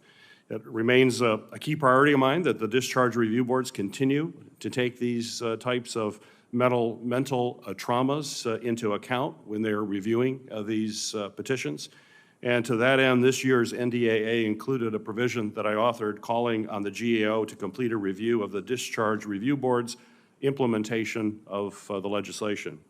But in order for veterans to access their newly earned benefits through an upgrade, they first need to be made aware of the opportunity to petition, that as they're suffering from the trauma of PTSD and other mental traumas, they don't need to do that in silence. They can seek out help, but they need to be aware that it exists. So under Secretary Vazarny and under Secretary Jacobs, could you each describe what your agencies are doing to ensure those leaving or have already left military service are aware of the opportunities to petition a discharge review board for an upgrade? And my second question to each of you is, are there opportunities or additional ways to communicate this option, perhaps through the Transition Assistance Program? Whoever would like to go first. Senator, first of all, I appreciate the efforts that you've made to ensure that service members and veterans receive the benefits that they're entitled to. We I've been working with the military departments to ensure that service members who've been discharged and want to seek a change or a correction to their record or a characterization of discharge are aware of those vehicles. Each military department maintains their own website that provides information about the discharge review process and the boards of correction. We in PNR also maintain a site, and then we work jointly with with VA to maintain a website that outlines and has an online tool that will take an individual through the different steps based on questions of what they're trying to change and how to get to the right resource. And so we're working with the VA on that. And at that point, I'll turn to Mr. Jacobs. Yeah. Thank you. Senator, thanks for your leadership on this issue. We know that veterans with an OTH discharge may be at higher risk for adverse outcomes. So we're actively working to increase our engagement and outreach. Thanks in large part to Mr. Bursler, who's worked to create a journey map leveraging human-centered design to understand where the pain points and the opportunities are for us. And so we're using those insights. We've had a couple of symposiums with the interagency where we can look at the full life cycle, but also with veterans who have OTH discharges to understand where there are challenges and where we can make improvements. And finally, what I would say is we're working on a regulation. We've issued draft regulations. We're hoping to finalize that might address some of these issues. Well, I look forward to continuing to work with you. Senator, if I may. Yeah, please. One of the things you asked, the second question was what are we doing? What else will we do? Right, And so- proactive. yes, proactively. And so what we're doing is we are creating resources through our Military OneSource program to tape webinars that will outline the steps that a service member would take. We're also developing a learning tool online that service members, and those will be resources that service members will be exposed to during the TAP process. Good, great. Thank you. Did you have a- Senator, I'd just like to add that VA Solid Start, our outbound call program, contacts every single veteran regardless of discharge type to ensure that they're equipped with the resources they need. Good, great. Thank you. Senator Ernst. Yes, thank you, Mr. Chair, and thanks to all of our witnesses who are here today for your testimony. We all know, and as you will witness from a lot of the comments today, that leaving the service is very complex and it can be complicated at times. And I do believe we all need to do our best for our country's best, and that means supporting all transitioning service members to be successful. Many years ago, when I was a young woman, I actually was part of the Army Career and Alumni Program, the old ACAP program, and worked at the Job Assistance Center. So one of my roles was educating members that were leaving the service on job employment, how to write resumes, fill out job applications. So I truly appreciated and enjoyed the time that I had at Fort Benning working with those service members that were separating, but I know that there is a lot more that we need to do.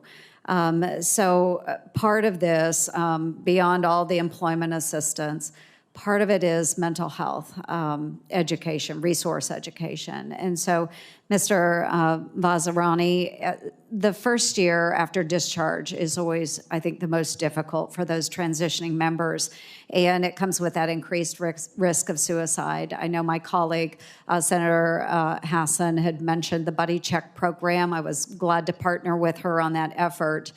But getting transitioning service members connected to the post-service benefits and resources they need as quickly as possible really has the potential to lower the risk of suicide.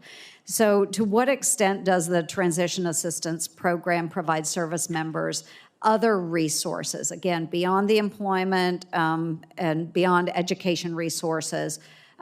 We want to focus on those resources specifically for mental health. What does that provide? Senator, so through the Transition Assistance Program, and we do also want to ensure that the service member has a successful transition. Mm-hmm. And so through that assessment process, as we look across those different domains, we try and understand where a service member may be at risk, whether it's at risk of homelessness, whether it's at risk because of mental health issues, whether it's risk because of spouse employment. So we try and tailor the program to that service member. I think another area that we've worked very closely through the Joint Executive Council and in our interagency partnership is the benefits at discharge. And we've made that process electronic, where we're sharing information with the VA now. A service member now can make that application for benefits between the 180 days and 90 days in advance of separation, so that when they separate, they will have that benefit statement and they'll get that payment early on. And so that's an area that we've been collaborating with the VA, and I'll turn to Mr. Jacobs. Certainly. And Senator, I have the benefit, the participant guide that all transitioning service members get when they attend the VA one-day TAP class.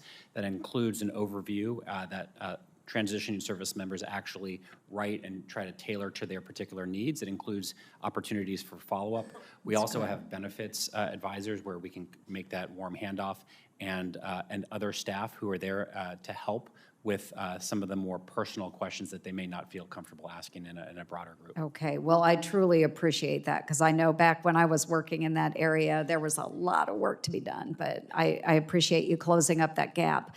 One of the other areas is, of course, on help with filing disability claims. I could go on and on, but is there a way that those VA contract employees who are teaching that VA curriculum at TAP, are they allowed legally to assist with VA claims? And what would be some resources or ways that we could assist there? Yeah, no, thanks. One of the ways that we're working to provide more assistance to help with the filing of claims is through the upgrades to our TAP 6.0 curriculum, which is going to launch in January. And through that change, we're going to add at the end of every day between 45 and 60 minutes for accredited VSOs as well as state departments of Veterans Affairs to come in and speak directly to transitioning service members and their families. And that's important for a couple of reasons. One is to the point that you just said, there's a lot of information. We're compressing 200 pages into a day. And so there are going to be follow-up questions, and those VSOs and state departments of VA can help in the following days, weeks, and months, either directly or through a warm handoff to us. Two is there's a growing risk of predatory actors trying to target veterans to get their earned benefits. They're charging money for things that our incredible VSO partners, the accredited VSO partners, and their state and the state governments are doing for free and very well.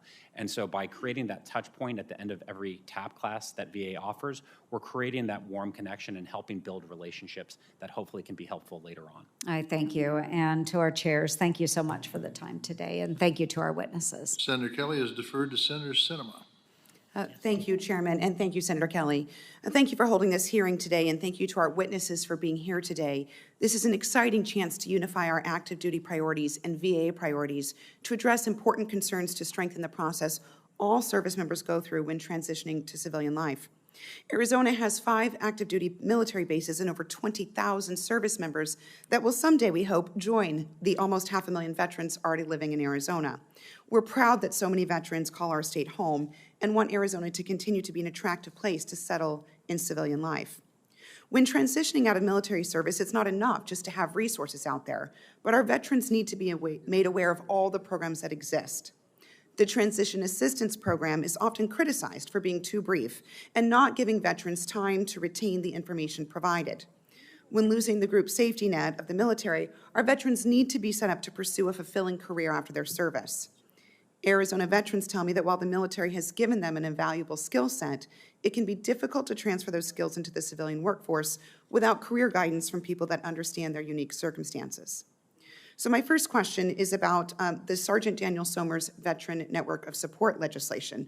We were proud to pass that into law. In fact, Congress had to pass it twice, once each for the DoD and for the VA.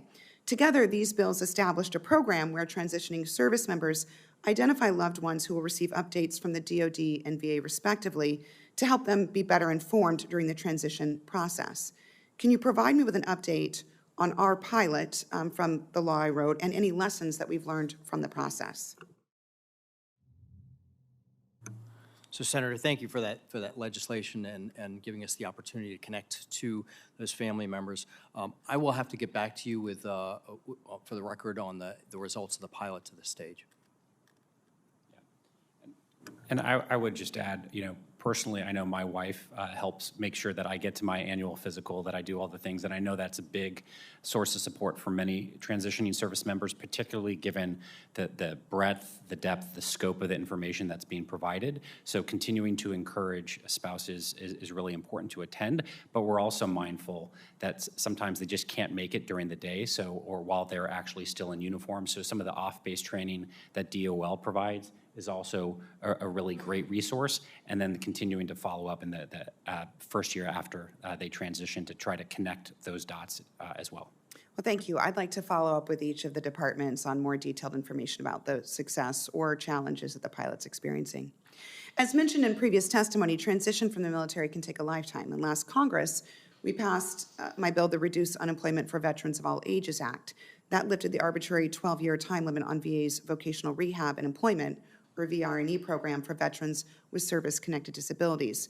Can you provide an update on the VR&E program, specifically any details on how it's being used by older generations of veterans? Yep, Senator, I'd have to get back to you for the record with more details, but what I would say is we've seen an increased demand for VR&E services, particularly in the aftermath of the PACT Act. It's one of our most impactful programs that we provide, tailored to the individual needs, and it helps many more veterans as they're figuring out how to transition in their career goals. And so I'd be happy to follow up with you or your staff in addition to in writing. Thank you, I appreciate that. Another benefit for transitioning service members is the Skill Bridge program, which has a great deal of support from industry partners at home in Arizona. But once service members become aware of this program, it's often too late for them to participate. How can you better spread awareness and encourage participation? Senator, thank you. We also believe that the Skill Bridge program is a very effective program. One of the things that we're doing is in the transition counseling process is making sure that the service members are aware of Skill Bridge as a transition program.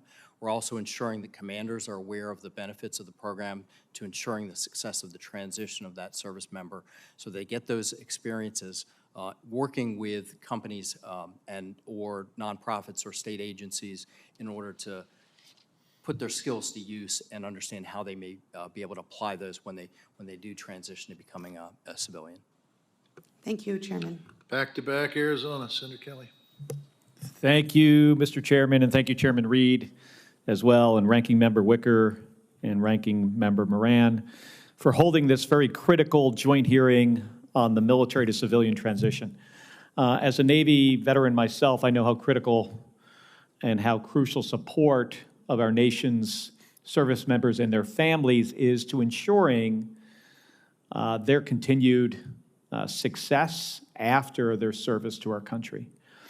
An Army survey of young adults aged 18 to 28 found that nearly 21% believe that joining the military, and this surprised me, joining the military puts their lives on hold. This perception could not be further from the truth. I'm a veteran who took my time in service in the U.S. Navy, started with training to be a pilot, and then I was a combat pilot. And then after that, I earned a master's degree in engineering, and then went to school to become a test pilot, did that job for a while, and later had the opportunity to serve at NASA as an astronaut. It wasn't putting my life on hold. We need to be sharing the message about the incredible honor it is to serve. And but also that it's a great job because of the challenges, because of the travel, benefits, the teamwork, the camaraderie, but also the focus on a mission and how great it is to have the opportunity to serve your country. And we need to do that work by providing support for our service members as they transition, as well as into their transition from military to civilian life. So thank you to all the witnesses for being here and for your work to support the success of our nation's service members and veterans and their families. And I know that a successful transition often requires a lot of time, and it requires planning, and it requires conversations with family. Service members need support to think about professional development from an early point in their military careers, whether that development will occur in their service to our country or whether it will be later in civilian life. And by beginning these conversations early on, we are setting our service members and military families up for success. So I commend DoD for significantly increasing participation in DoD's Transition Assistance Program. And I know that DoD can do better and can do better early on. So Secretary Vazarian and Mr. Sawyer, how can each service further improve their career and professional development programming to support earlier integration in a service member's career? Senator, thank you for your comments, and I agree with you wholeheartedly that military service is a powerful way for Americans to set themselves apart while in service and beyond their service. As far as starting earlier, a number of the programs that we have that are aligned with but not specifically associated with transition, for example, the tuition assistance program, helps service members develop either earn degrees or develop credentials, certifications that will help them in their military service or beyond their military service. The other things that we do are helping service members to translate the work that they do into what could be a civilian career when they decide to transition. And that's through our credentialing program. We help service members achieve credentials, and we also help them translate the work that they do through their MOS into career opportunities, understanding where they can apply those credentials. And Mr. Sawyer, what else in the remaining few seconds I have? How can Congress help you with this and improving this process? Well, thank you for that. The continued oversight that you're giving, and I believe holding DoD and the agencies accountable for implementing the recommendations that we have given them on this area. Awareness, ensuring that service members are becoming aware is another area that could be helpful. And for the department, we have issued recommendations asking them to develop performance goals with these programs and evaluate those programs to ensure that objectives are being achieved. Well, thank you both, and I think it's so important that we continue to get the message out that serving in the U.S. military is not putting your life on hold. Thank you. Senator Sullivan. Thank you, Mr. Chairman, and gentlemen, thank you for being here. I think this is a really important hearing because we all know this is a win-win proposition for everybody. Employers, our country needs hard workers, our members of the military, their families, to be able to come off active duty and go into a good-paying job, and then to have a workforce where the men and women that you hire know what it's like to have discipline and get up at 05 or 04 or whatever and be on time. I mean, this is a win all over the place. So I want to ask a specific question. I had a provision that was in last year's NDAA that encouraged DoD to partner with local employers, local unions, the building trades in Alaska in particular hire a lot of members coming out of the military. And what I've seen is that a lot of times it's really base commander specific, meaning, hey, a base commander at J-Bear might be like, yeah, let's bring the unions and the employers on base. Our guys can start doing transition stuff early before, one day before they get out. And then you have a new commander and all that goes away. So what my NDAA provision was trying to get DoD to focus on kind of from a broad perspective, let's do that across the board. And can I get an update from any of you on where DoD has been with regard to working with these groups that hire? Like I said, local unions, a lot of them have a really good program. The IBEW, for example, has a really good program in Alaska. In contractors, in the construction trades. If you have an update on that, I'd love to hear about it, but you might recall this provision. And then I do want to, maybe I'll just ask the second question next. It follows up on Senator Kelly's question about credentialing. And the one area in particular that I think is really important is the maritime industry. You might remember President Trump signed an executive order that would make it easier for transitioning military members in the maritime space to waive licenses, in allowing their experience to count towards merchant mariner credentialing and other credentials. But again, these are super well-trained, ready to go, and sometimes we make it hard. A lot of times we make it hard. So 2 questions, I'll throw it out to any and all the witnesses, but if you can take that first one first and then the one on credentialing, following up on Senator Kelly's question. Thank you. Senator, so we continue to work with employers and try and expand the engagement with employers to help transitioning veterans. So we continue to grow the Skill Bridge program. Yeah, the Skill Bridge program is great, by the way, and I think you think it's going well? Senator, we do believe it's going well. We had over 22,000 participants in the Skill Bridge program last year. Great. A high percentage of those participants convert to full-time employee with their Skill Bridge internship.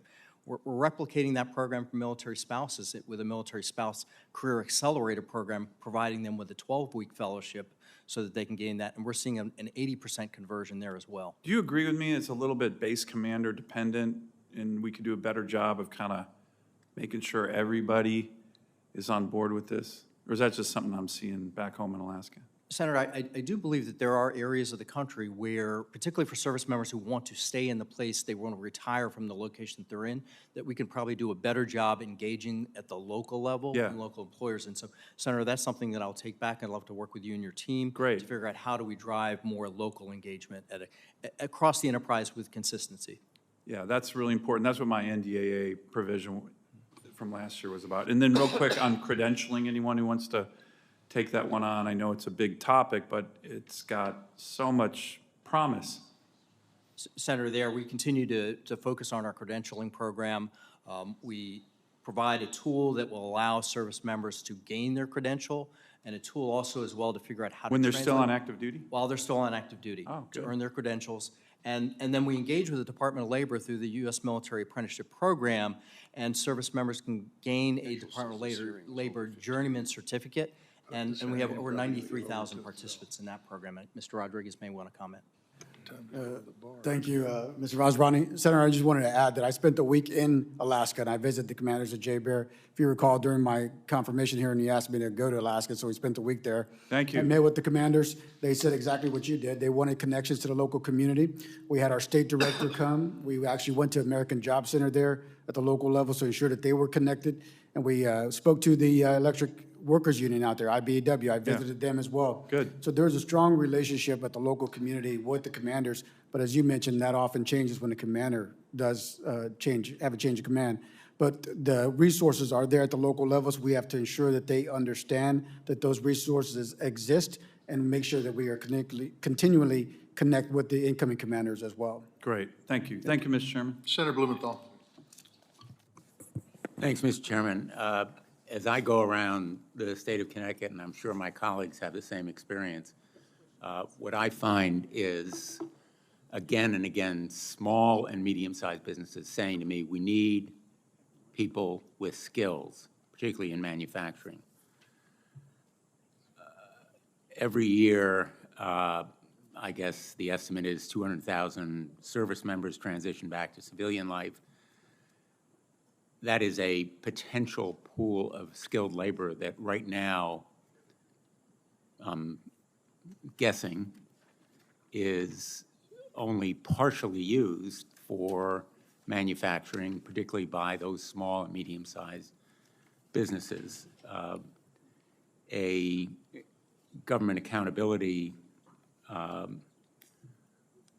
office released a January 2023 report that urged the VA to collaborate with veteran service organizations in identifying outreach gaps.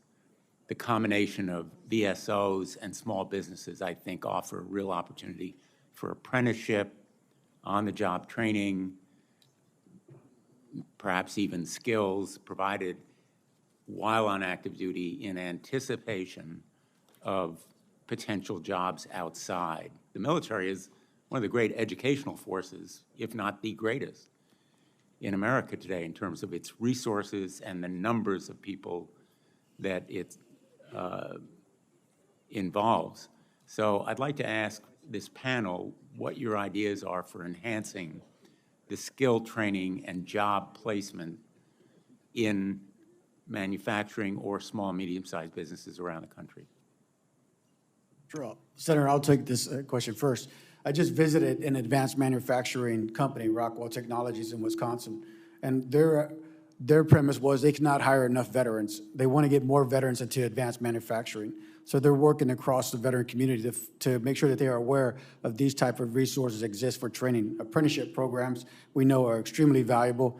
$80,000 starting salary when someone completes an apprenticeship program and a 90% higher rate post-apprenticeship. So through our regional veteran employment coordinators located across the entire country, we're connecting corporations and veterans across the entire country to these type of opportunities. And we do this in conjunction with the SkillBridge program as they're working on SkillBridge when they do get the opportunity to participate in DoD. For those who don't get to participate in it, we have opportunities that we are working to solidify with companies across the entire country. Also, as part of Task Force Movement, which I sit on that organization's structure there, we're looking at, again, how do we align manufacturing organizations to locate this talent and make sure that they are connected with these opportunities that exist. And Senator, I would add as well, in partnership with the Department of Labor and Department of Defense, we send a weekly email called Vet Resources to about 14 million subscribers, veterans and their families across the country. That includes links to jobs that are routinely updated, sometimes daily, when we connect with the corporate sector, the commercial sector, to cull these jobs. And more importantly, I think the jointness that we continue to share these resources with our veterans and their families through that channel and many others is a great way to connect the dots between the commercial sector and our veterans. Senator, the other thing I'll add is in the TAP program, in the tailored instruction in the two-day courses, there's a two-day course delivered by the Small Business Administration that can help the service members transitioning explore opportunities in small business, either as an entrepreneur or working in a small business. Thank you all. Thank you for your service, and I hope perhaps the next panel will address this question as well, because I think the Veteran Service Organizations can play an important role in this challenge. Thanks, Mr. Chairman. Senator Tillis. Thank you, Chair Tester, and thank you, gentlemen, for being here. A couple of questions. I was in here earlier, and one thing that I'm curious about is to what extent does the TAP program emphasize and ensure that we get a connection with the VA upon separation? Senator, so in the TAP program, one of the specific core courses is a session that's led by the VA. Yeah, but I mean, we're leading them to water. But we know if you take a look at the number of suicides that occur on average, about 2/3 of the people who commit suicide every day are not connected to the VA. So I know that it's obviously a natural transition because it's a discussion about benefits and everything else. But to what extent does the TAP program remain focused on not only leading them to water, but actually enrolling and become connected? And I'd be also curious, Mr. Sawyer, if you have any observations on that. Senator, I'll comment just briefly on the particular piece that you mentioned about suicide and suicide prevention. So through that transition process, we conduct a mental health assessment. There's also we're working on this single health assessment with the VA, so that if we identify that a service member may be at risk or has been treated for mental health, then they are referred into the in-transition program, and then that information is shared with VA. So we start that process early, and we're very focused on ensuring that there's continuity of care so that in that transition period, the 365 days Okay. following. Mr. Jacobs, you have anything to add? I'm going to go fast because I got one other point I want to make related to. We think there's a moral imperative to connect veterans to their earned benefits and health care, because it's exactly to your point. When veterans utilize their earned benefits and health care, they do better. And it's not only in terms of reduced suicide rates, but it's better health outcomes, better economic opportunities. So we have a one-day TAP course. One of the ways that we're enhancing it is by including our VSO, accredited VSO and State Department of Veterans Affairs partners. And that's important because, you know, this is 200 pages of information about VA benefits and healthcare. It's a lot to digest in one day. And most people aren't going to. They're going to come back with more questions, and our VSO partners and state partners can help them as one more Okay. Mr. factor. Starr, you got something to add briefly? Thank you. I would just like to add that GAO does have ongoing work that's looking at the mental health and suicide prevention for transitioning members, as well as the warm handover process, and we would love to meet with Well, you. I'm going to make sure I stay within my time, but I do want to go back to something that Chair Reed mentioned about the electronic health record. I've been following, I was on Senate Armed Services till last Congress, following the electronic health record implementation, DOD. Good on you all for getting it done. We've got to get it done in the VA. It's a long way from being done. Until those two platforms are completely implemented, we probably need some duct tape and baling wire to get data that we can use to better predict what we should be trying. I've said in this committee before, it will be great when we have a TAP audience of one. We're not there yet. But one of the ways that we can get that is through predictive analytics. And one thing that came to my mind is whether or not we should take a look at information that we had in the electronic health record for the service member and see if we could use predictive analytics to say that this person could be in crisis, and sadly correlate that, using historic records, sadly probably correlate that to this veterans population who's committed suicide. And then if you start thinking, if there is a statistical correlation there, then this should begin to be something that's very, very much embedded in future TAP programs. Time's expired. Thank you. Thank you, Senator Tillis. And on behalf of Senator Tester, let me recognize Senator Hirono. I thank both chairs for this hearing as I sit on both committees. This is for Secretary Vazirani and Secretary Jacobs. Since I have both of you here, there is a huge issue on Oahu in which veterans are having difficulty accessing critical healthcare services at the Matsunaga CBOC, which is located at Tripler Army Medical Center.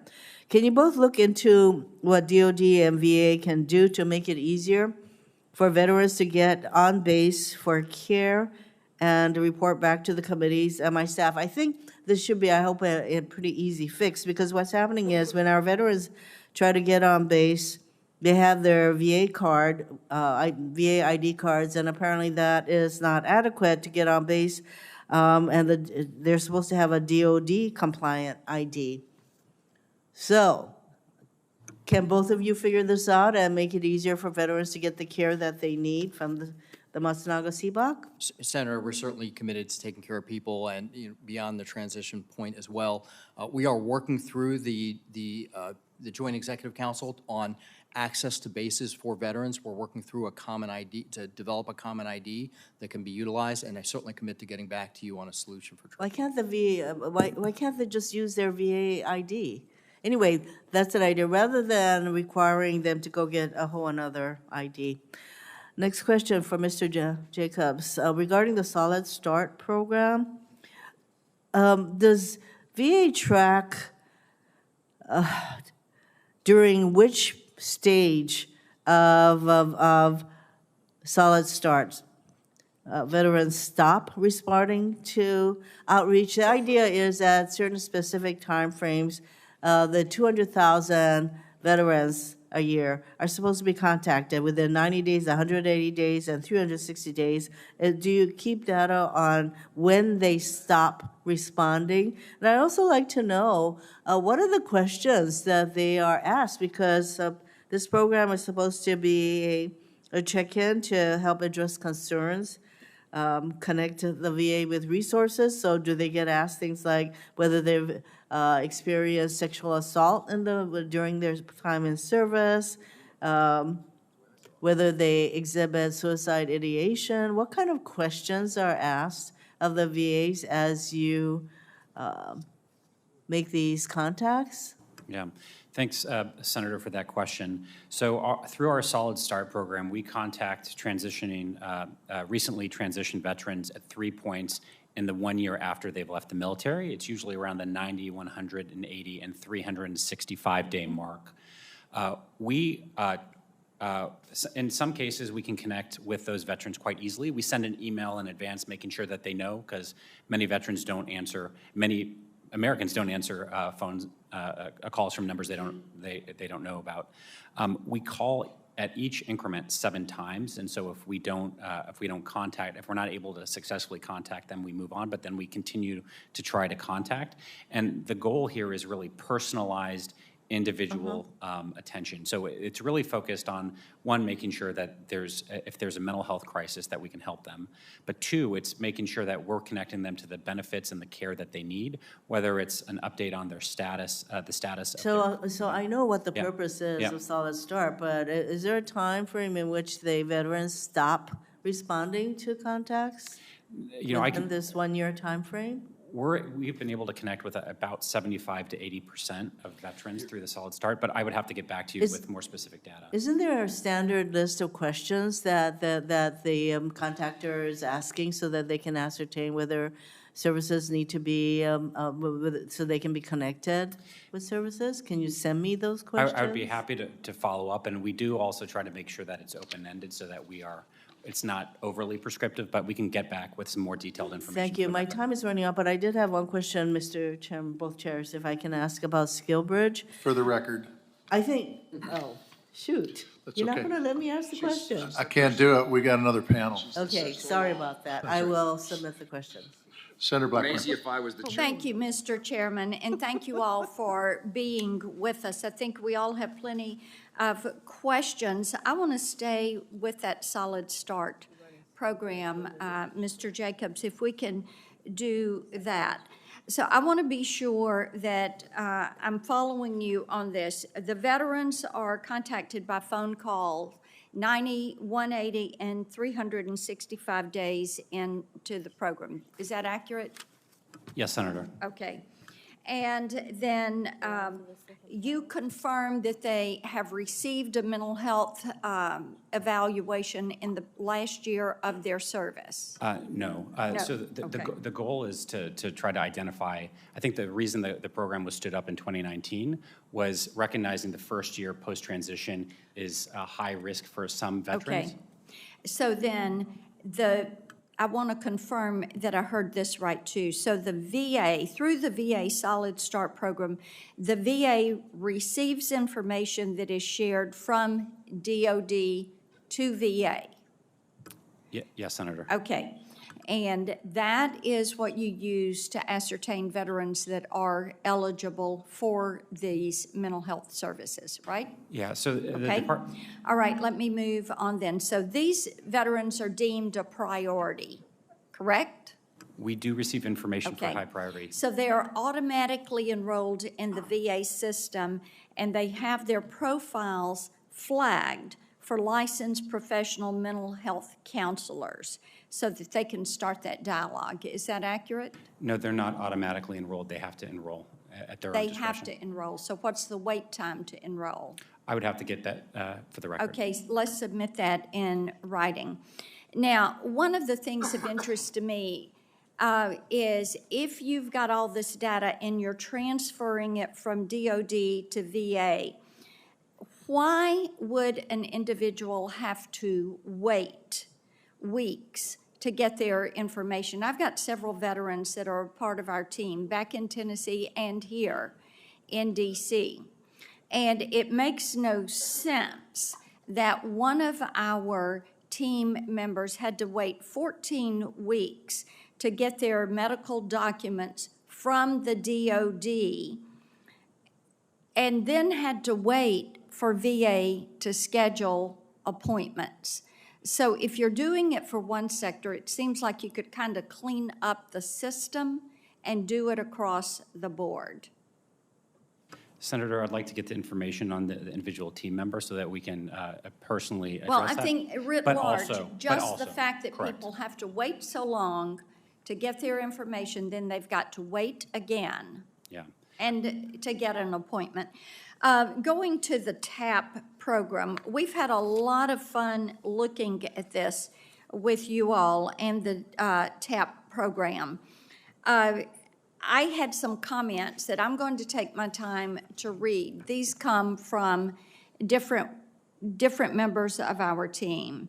I would like to note that TAP, let's see, he wished he went back to take advantage of the program more and appreciated the classes offered, but he had managed a $180 million budget and felt like this program was one size fits all, and he had to go back and take a class on budget.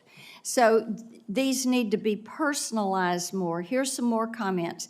Some of the contractors that work there have never successfully transitioned themselves.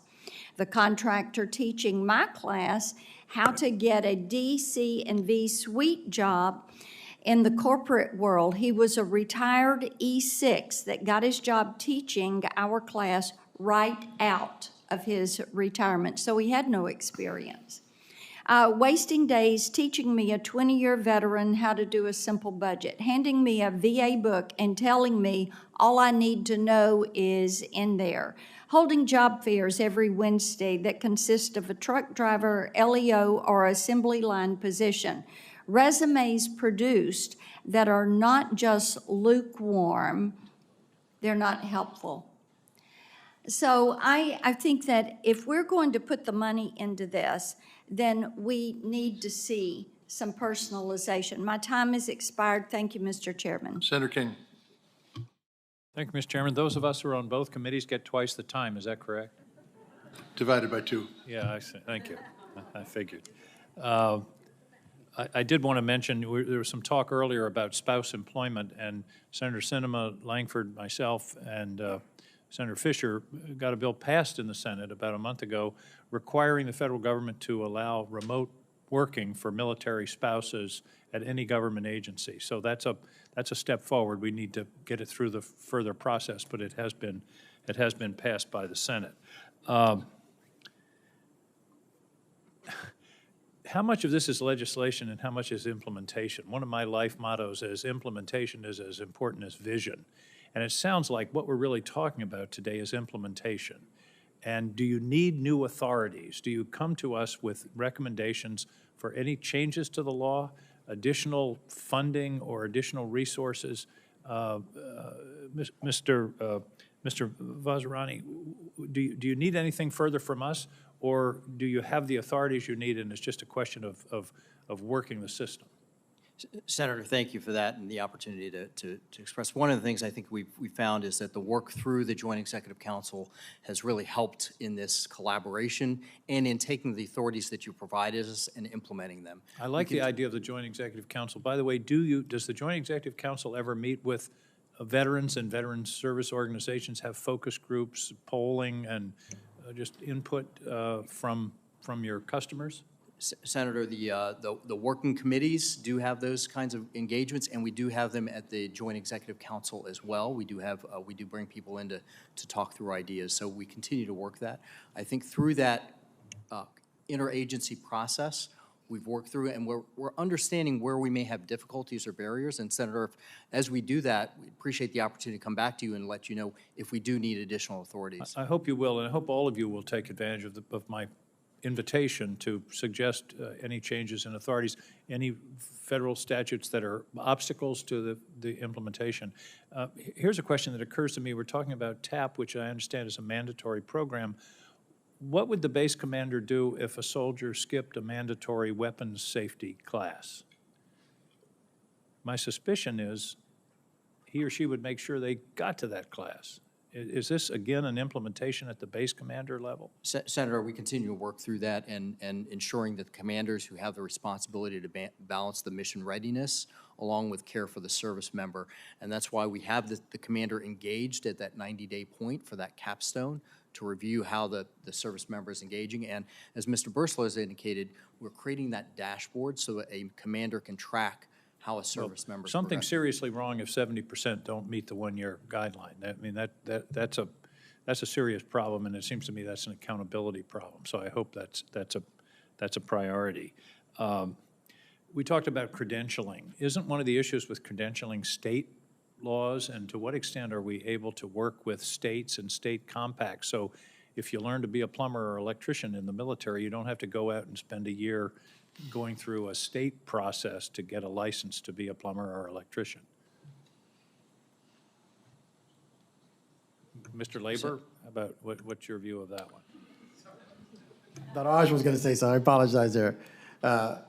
Senator, one of the things that was passed in 2021, that there was an ability for states to have reciprocity agreements with regards to accepting those licenses and credentials. And is that happening? That's my question. That's one of the things we're working on with the states. We're trying to ensure that they understand, one, that that agreement exists, but also for the military spouses to be educated about that as well as the Department of Defense's legal departments, to ensure that they can provide support to those military spouses to have conversations with the state departments. I think that would be a place where some emphasis should be placed to work with the states, press the states, because all the states talk about helping veterans. This is one clear way they can do it. I'm out of time, but one additional issue that has come up in other hearings we've had is financial counseling that's necessary for many veterans because they're suddenly out into the Wild West of civilian life, and so financial counseling is something that's important. Thank you all. And a hearing like this always focuses on the negative, on what's not being done.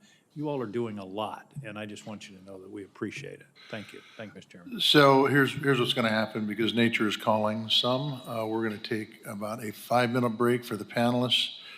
Be back. I'm sorry to do that to you guys, but you know how it is. And then get back. We'll finish up, and then we'll go to the second panel. So, and you can go vote right now if you want. Okay? So we are adjourned for 5 minutes, and it will be 5 minutes.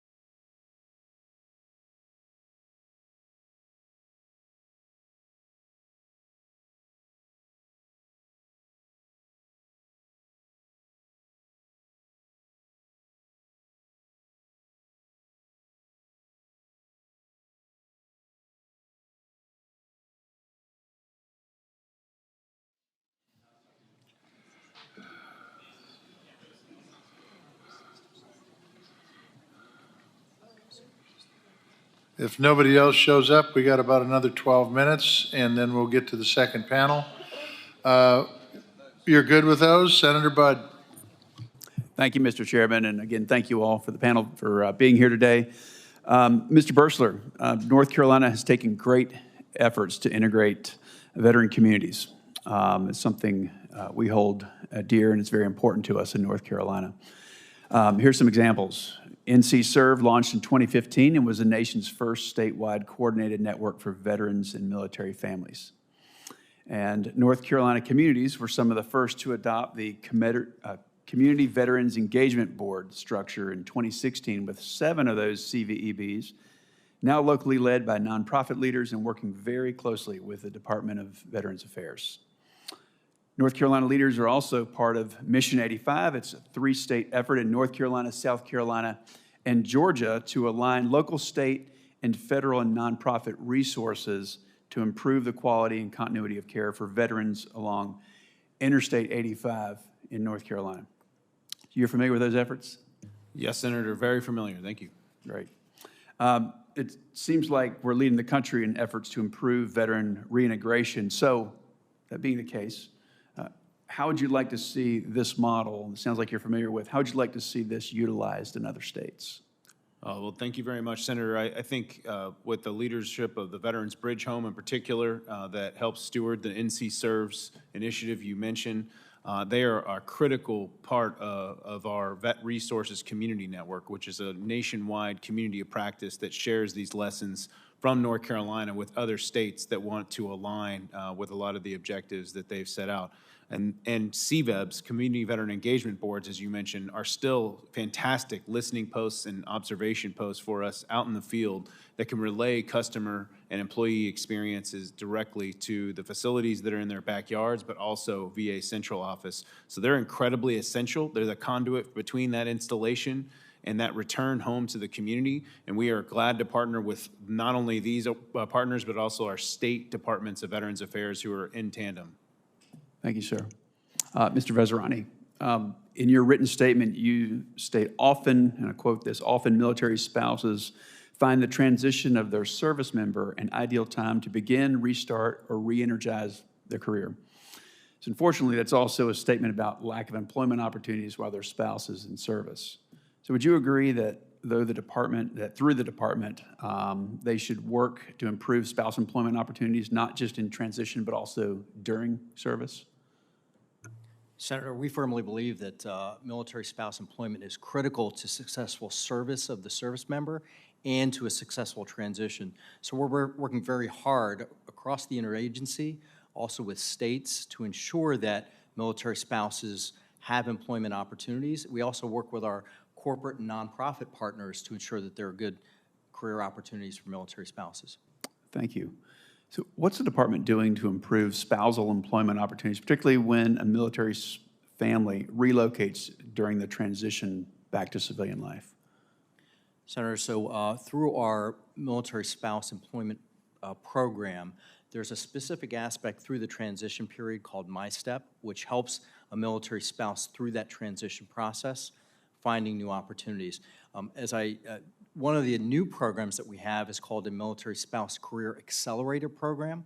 So it's a SkillBridge-like program. So we engage with corporate nonprofit partners, provide a 12-week fellowship for a military spouse. They gain employment experience, and we're seeing that we're having a very high conversion rate of those spouses into full-time employment with their fellowship sponsor.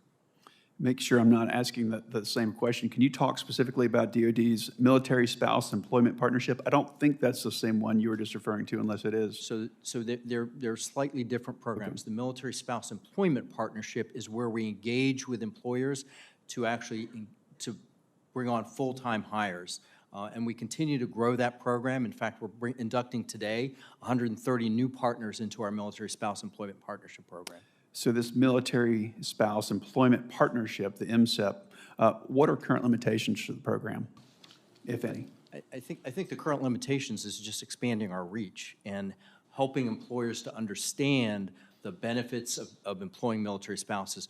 We know that military spouses are, in many cases, significantly more qualified than their civilian counterparts. They have higher levels of education. We also know through that military experience, they develop a level of resilience and a level of ingenuity that proves them to be very successful employees. Thank you. My time has expired. Senator Budd, appreciate you and Senator Rosen's patience. Senator Rosen. And thank you, Chairman Tester. It's a really important hearing. You know, our servicemen, how we care for them as they transition, it really makes a difference. I want to agree with Senator King that streamlining and implementation is always key to success. Reducing the, I guess, the paperwork is always the most stressful thing for people. So I want to talk about a reserve and guard demobilization. So Secretary Vazirani and Secretary Rodriguez, these are for you. I'm concerned with the demobilization process for guard and reserve service members transitioning from active duty orders back to reserve status. The reserve component, they're required to complete the TAP program even though they're not separating from the military. TAP curriculum, it's tailored to individuals separating from military service entirely rather than returning to reserve status in their civilian applications. So instead of receiving help completing travel vouchers and reimbursements for costs incurred during their mobilization and deployment, reservists are forced to take classes tailored to those leaving the military and starting new lives as civilians. We've heard a lot about this from our reserve men and women in Nevada. So as such, they must figure out the burdensome, let me tell you, burdensome reimbursement process on their own, and the reserve components just face their own direct set of challenges as they lack access to day-to-day services available to either active duty troops because they're not at their 28 unit days of the month to be able to sit down with someone for help. So I get to get language in the FY24 Senate NDAA that encourages DOD to modify the demobilization process for the reserve component to better address their needs and circumstances, and this requires a committee be briefed on actions taken to improve this process. So for both of the Secretaries, Vazirani and Rodriguez, how would you improve this reserve components part so it better focuses on what they actually need? Particularly, this is a huge stressor, this financial stressor that they can't figure out how to get their reimbursements, their travel vouchers. They're not getting out of the military. We need to help them so they can continue their service. Please. Senator, I think an area that we can help that reserve component member make that transition, and to your point, they're not transitioning from the military. Mm-hmm. They're transitioning from their active service to back to their reserve unit and to their so mm-hmm. One of the things that we will continue to do, and we're doing this through the interagency partnership, is how do we assess the needs of an individual coming into the TAP program and continuing to evolve the TAP program. And so an area here to support the reserve component, those members, is an area that we recognize we should continue to evolve, and we appreciate the support that you're providing on that. Thank you. We'd love to see some reporting on how you're doing that. Please, Mr. Secretary. Senator, that is a great question with regards to the Guard reservists because they have unique requirements in their process of transitioning as well. One of the things we've done is we executed an off-base transition training pilot that began last year, and that's allowing us to be at the local communities working with the Guard reserves that allow us to work through their individual needs when it comes to preparing for transition and or when they're looking for a job to maintain while they're actually performing Guard reserve work. One of the things that we've seen so far in the TAP sites is that there's currently at 10 states, over 7,000 service members have been supported through the current pilots. And we want to ensure that they also understand that if we are able to in the future utilize the American Job Centers to support Guard and Reserve, that would be another requirement or another resource, I'm sorry, that would allow those Guard and Reserve members to utilize at the state and local levels. All right, thank you. I am going to let the second panel, we really appreciate you, and there you go, Chairman. Well, both chairmen. It finally came along. You should have come to the panel earlier, and we could have finished this up a lot quicker, Senator Rosen. I want to thank the first panel. Needless to say, thank you for the work you do, and also needless to say, we have more work to do. So thank you all for that, and you are dismissed. And we'll start on the second panel. So I'm going to welcome the witnesses to the second panel, and I'm going to apologize up front. Obviously, this is a big issue by the presence of so many members, which is a good thing. The bad thing is that I wish we could spend more time with you. the second panel. And on this second panel, we have Ryan Galucci, Executive Director of the VFW, Veterans of Foreign Wars. We also have Tom Porter, Vice President of Government Affairs for Blue Star Families. We have Kevin O'Neill, who is the Employment and Education Policy Associate for the American Legion. And last but certainly not least, we have Dr. Arthur DeGroat, somebody who has been in front of the VA committee before. He is Executive Director of the Office of Military and Veterans Affairs at Kansas State University. And as soon as you get seated and you're ready to go, Can I do a quick? I'm going to turn to Chairman Reed for a comment. First of all, welcome all of you, but we're going to particularly welcome Ryan Galucci, who is a Rhode Islander and a graduate of the University of Rhode Island. And thank you for your service in the military and now at VFW. So go Rhodey. Thank you. And Mr. Galucci, you have the floor. 5 minutes. Thank you, Chairman Tester, Chairman Reed, Ranking Members Moran, Wicker, and members of the committees. Thank you for the opportunity to provide VFW's remarks on this vital topic.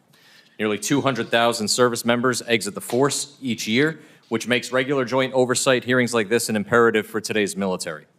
A solid transition can set up veterans for success after service. Conversely, a failed transition could lead to devastating consequences like unemployment, homelessness, even suicide. The perception of veterans after service directly correlates to the next generation's propensity to serve.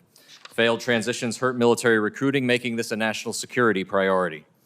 The VFW is on the ground every day at more than 20 military installations worldwide, working with nearly 20,000 transitioning service members, or approximately 10% of the transitioning force every year.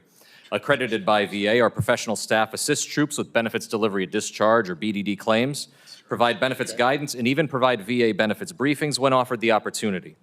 Last year, VFW filed more than 12,000 claims for transitioning service members, ensuring timely connections to benefits like VA compensation and care. We speak today not only as veterans who have gone through TAP, but as professionals who work in TAP every day. The VFW testified on TAP before the House earlier this summer. At the time, we were frustrated by a lack of engagement from VA. Thankfully, our collaboration with VA has substantially evolved. The VFW is the only organization that participated in multiple TAP 6.0 pilots. We provided feedback on the 5.1 curriculum and are now collaborating on ways to ensure TAP participants have access to competent, accredited representation where practical. This is why the VFW highly recommends the passage of the TAP Promotion Act. We know the immense value for all troops to access accredited representatives. VA has committed to making this a reality. By codifying this collaboration, we ensure that more service members have access to critical information and resources prior to separation. Sadly, many are not offered the opportunity to even use this program because they cannot attend TAP on time. Timely attendance in TAP is critical. Recently, a member of Chairman Tester's own staff contacted VFW to file a BDD claim. When the VFW spoke to this staff member, we learned they had just 1 day to spare before they were ineligible. In a stroke of luck, they had their records available, and the VFW was able to file before the hours-long window closed. Had they waited even 1 day, they would have missed an opportunity to apply for seamless care and benefits. This problem disproportionately affects junior enlisted and junior officers, who comprise most of the separating force. Veterans Experience Office data indicate that this is a real problem, with most claimants reporting they file after the uniform comes off because they missed the BDD window entirely. VFW clients indicate that this may be a command-level problem, demanding command-level solutions, such as evaluating leaders on compliance. Connections to community resources are also a force multiplier that often means the difference between a successful or unsuccessful transition. The law was written to ensure community connections are made for all separating service members. Unfortunately, DoD has decided to make warm handoffs only for troops it determines require the most help. The law is clear, though. These connections are for everyone. We cannot feasibly contort the TAP curriculum to meet the unique needs of everyone leaving the military. This is where countless organizations that offer community-based services play a role. If troops are going to college, connect them to Student Veterans of America chapters. If they want tech careers in Texas, connect them to Vets in Tech. If they want to work on Wall Street, there's 4Block. No one knows what challenges they'll actually face until the uniform finally comes off. This is why reliable community connections are so important. If no one knows these organizations exist, they'll not be able to help. We only prevent service members from slipping through the cracks if DoD makes the connections as required by law. Finally, the VFW knows that families often play a critical role in facilitating successful transitions, while the service member focuses on completing their service obligation. Spouse attendance in TAP is notoriously low, but these classrooms full of uniformed service members on base during the duty day may not be the most effective vehicle. The VFW is a strong proponent of Labor's off-base transition training program, which is why we recommend either integrating VA benefits into OBTT or testing an OBTT-like program around military installations focused on families. Look, we've come a long way since the VOW Act. Veterans unemployment is down. Knowledge of benefits is up. Innovations that we heard about earlier, like SkillBridge, Solid Start, Employer Navigator, and Partnership Program are available. But we still miss many of the transitioning service members who need these services the most. The VFW believes we have a key role to play in this, which is why we're grateful for the dialogue with your committees today. Chairman Tester and Reed, Ranking Members Moran and Wicker, this concludes my testimony, and I'm eager to answer any questions you or the committee members may have. There will be questions. Thank you, Ryan. Mr. Porter, you have the floor. Thank you, Chairman Tester, Chairman Reed, for having the hearing. Blue Star Families is the nation's largest grassroots military family support organization, and we're really at the heart of the issue that we're talking about here, transitions, here today. We're committed to connecting military and veteran families with their neighbors and organizations to create vibrant communities of mutual support. Our groundbreaking research is raising the nation's awareness of the unique challenges of military family life, both during and after service. Our innovative programs are solving specific challenges for our families, such as fighting economic insecurity with resources that foster spouse career development, address food insecurity, building family strength with family programming, and provide critical peer support for caregivers. With more than 275,000 members, including chapters and communities all over the world, Blue Star Families touches more than 1.5 million family members every year. By cultivating innovative programs and partnerships, we seek to ensure that our military and veteran families always feel connected, supported, and empowered. Blue Star Families has 13 chapters across the country, which provide virtual and in-person support and local presence where various programs, events, and services are provided to military and veteran families to help them feel more welcome and engaged in the community. This past year, Craig Newmark, founder of Craigslist, committed $100 million to the support of veterans by contributing to solutions for the most pressing challenges facing veteran and military families, including mental health, suicide prevention, housing and homelessness, and food insecurity. As part of this generous contribution, he also made a personal commitment to Blue Star Families to start 12 new outposts to assist military and veteran families. Our outposts will build upon our existing chapter structure, allow us to partner with local organizations to bring events, programs, and resources to even more veteran and military-connected communities worldwide. Transitioning from uniform to civilian life is a critical period for service members and their families, which is why it's extremely important that TAP is a comprehensive, family-centered, and outcome-based program that's delivered well in advance to service members and their family members before leaving service.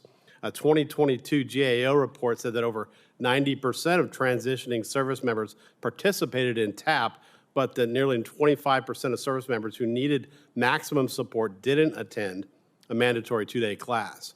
However, our 2021 survey told us that over half, 58% of veterans reported they did not attend TAP or any government-sponsored transition assistance programming.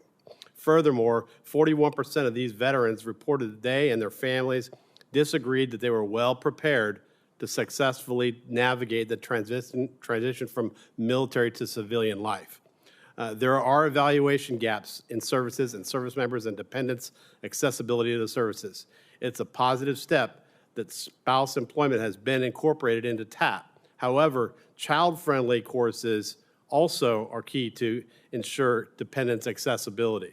Our perception is that there are actually few literal barriers to participation for military spouses.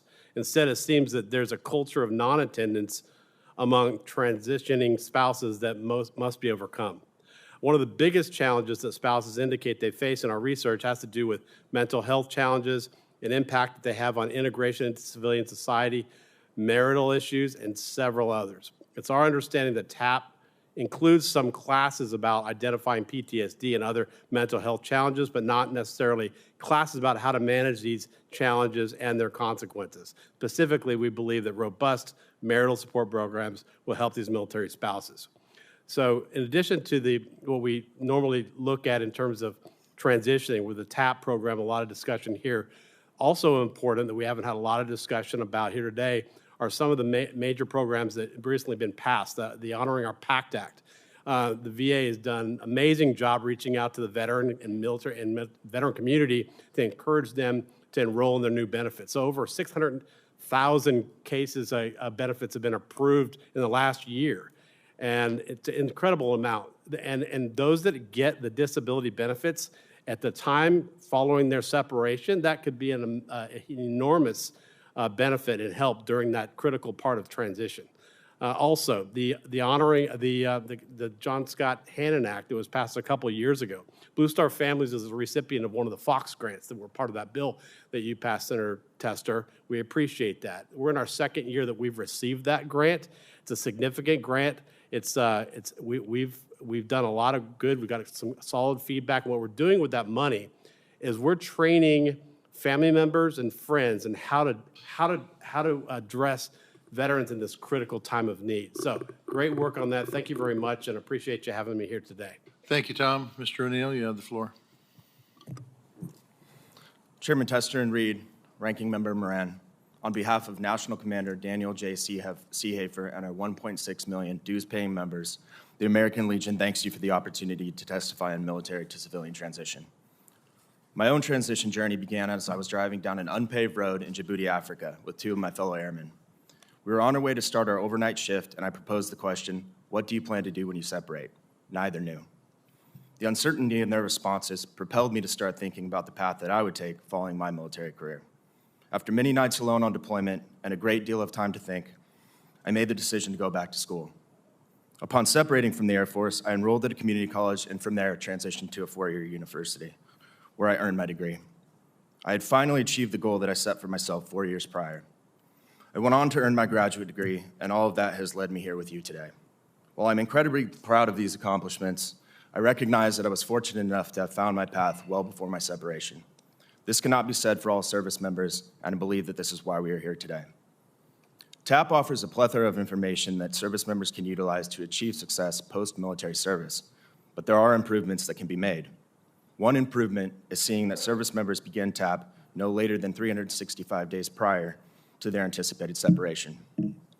According to a GAO report released in December of 2022, 70% of service members are not completing TAP within the mandated timeframe. With over 200,000 service members separating annually, that equates to around 140,000 transitioning service members who may have less than a year to plan for their future. This is far too many service members who may find themselves unprepared for the transition to civilian life. In light of the information gathered in this study, the American Legion would like to offer a couple of suggestions to remedy this issue. First, we can look to the Veterans Affairs Military Life Cycle Modules, or MLC, as a best practice for providing vital information regarding the transition process. MLC modules comprise 14 comprehensive informational sessions that allow transitioning service members and their families to access the information provided through TAP at any time throughout their military service. It is a great tool that can be emulated by other federal agencies. For instance, DOL offers a program titled the Employment Navigator and Partnership Pilot. This program offers one-on-one career assistance to transitioning service members and their spouses at installations worldwide. It is an excellent opportunity for service members and their spouses to better prepare for civilian life by finding the right career. If DOL were to create online modules similar to those offered through the VA's MLC modules, service members and their spouses would have greater access to information that will prepare them for a successful career post-military service. In addition to allowing for greater access to the many opportunities available to transitioning service members and their families, we would like to see an application created that can be accessed at any time throughout one's military career. This app would comprise the modules offered through TAP, as well as the programs offered by DOL, DoD, and other executive branch agencies. Through interagency partnerships and the creation of a comprehensive military lifecycle app, we can ensure that service members and their families have unfettered access to information that will assist in transitioning to civilian life.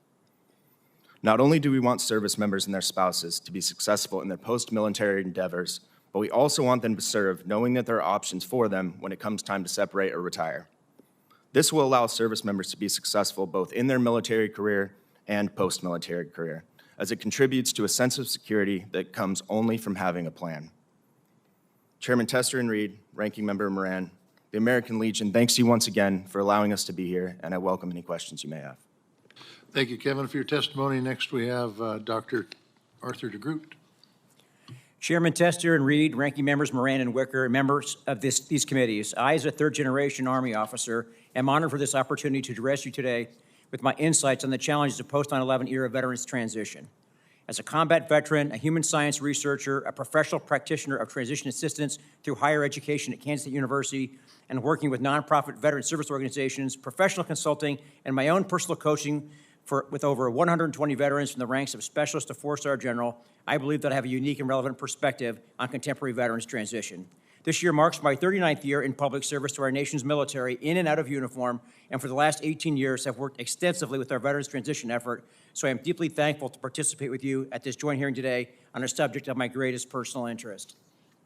For opening remarks, I wish to share a brief statement of my strategic perspective on our transition challenge. The military separation system deployed at the inception of the all-volunteer force in the 1970s was adequate for many generations of military members departing their service. Societal, workforce, and generational dynamics of previous decades proved to offer more favorable conditions for effective transition for our Cold War and Gulf War I veterans than we face today. However, we see today that far too little research work was conducted then and now on the practice of exit transition. Thankfully, for 4 decades, this gap of an empirical basis needed to guide veteran separation went largely unnoticed due to the presence of a large allied military defense sector that absorbed up to 80% of transitioning veterans into employment after their service. As we entered the post-9/11 era where social, economic, generational, martial, and workforce conditions had changed in significant ways, we found our legacy separation systems ill-suited to effectively assist our new generation of service members and their families to re-enter civil life in the workplace. Responding to this reality, we performed a process improvement approach to adapt our legacy separation system to a transition assistance model. Some key changes impacting modern transition include the changed nature of the workforce, a change from human resource development model to a talent acquisition model, dramatic changes to the very nature of work and the workplace, the economic necessity for dual working spouse families, and the increased awareness of the impacts of behavioral health care on human performance. From my research and practice, I believe that the sum totality of these societal and generational changes, compounded by a lack of an evidence-based approach to modern transition, were not adequately accounted for as we adapted our legacy military separation system to meet post-9/11 era transition assistance needs. While many process improvements were made reactively to our underperforming systems of today, I find some of these changes have been ineffective when being applied to our transition system, some of these being addressed today in this hearing.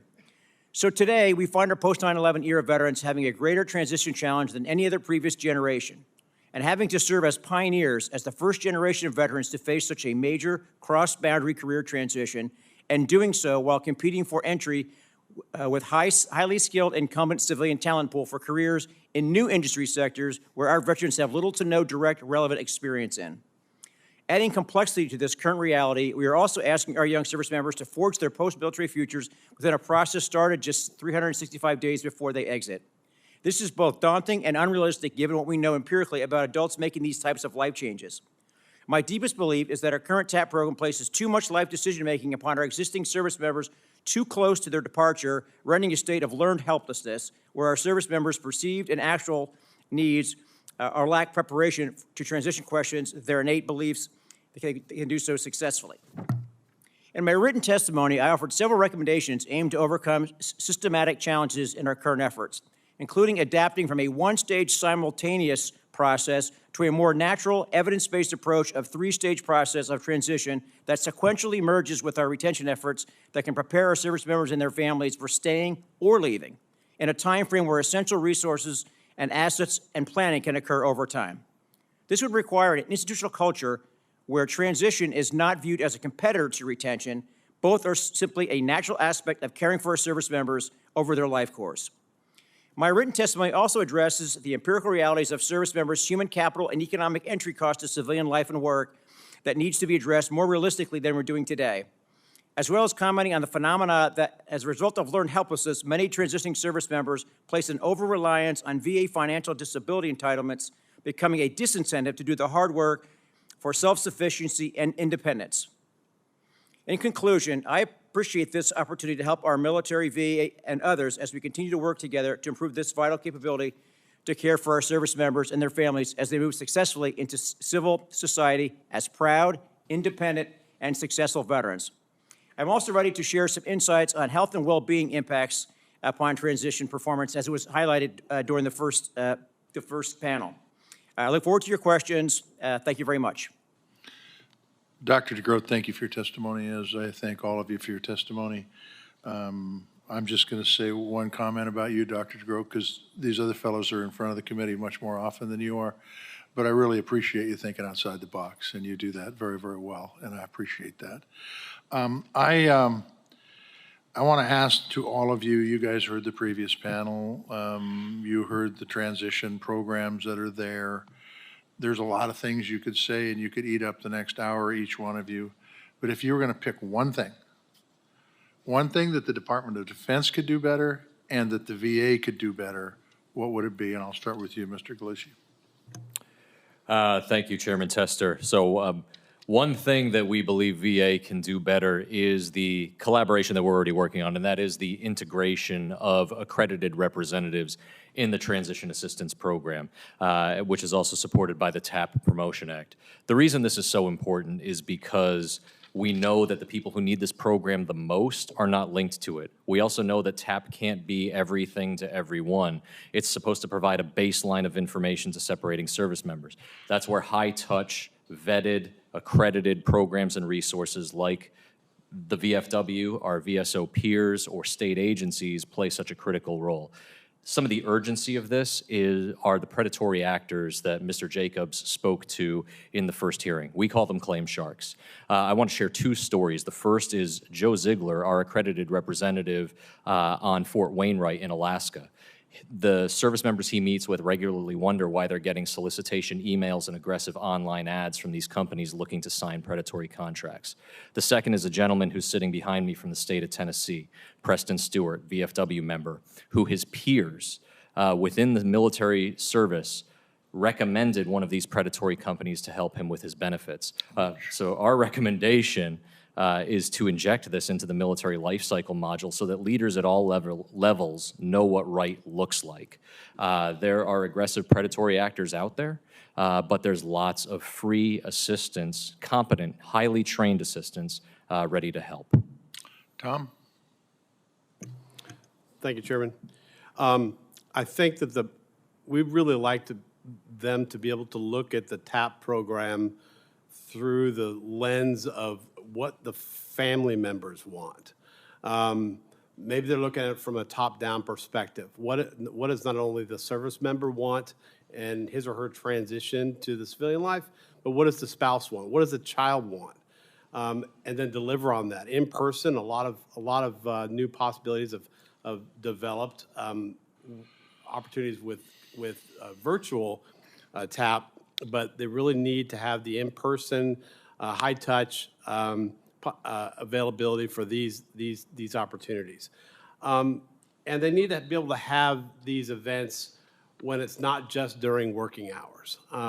They could be outside of working hours, because if a spouse has a job, if the service member is busy during the day, then there's less excuse for them not to be able to attend if it's outside of working hours. I can tell you that recently, former service member, just trying to get a hold of anybody to do anything on the military side outside of working hours, it's almost impossible. So they can do better on that. And then how better to acclimate to the civilian world, working in public-private partnerships to tell people what it's like on the outside and the skills that are necessary to make that transition.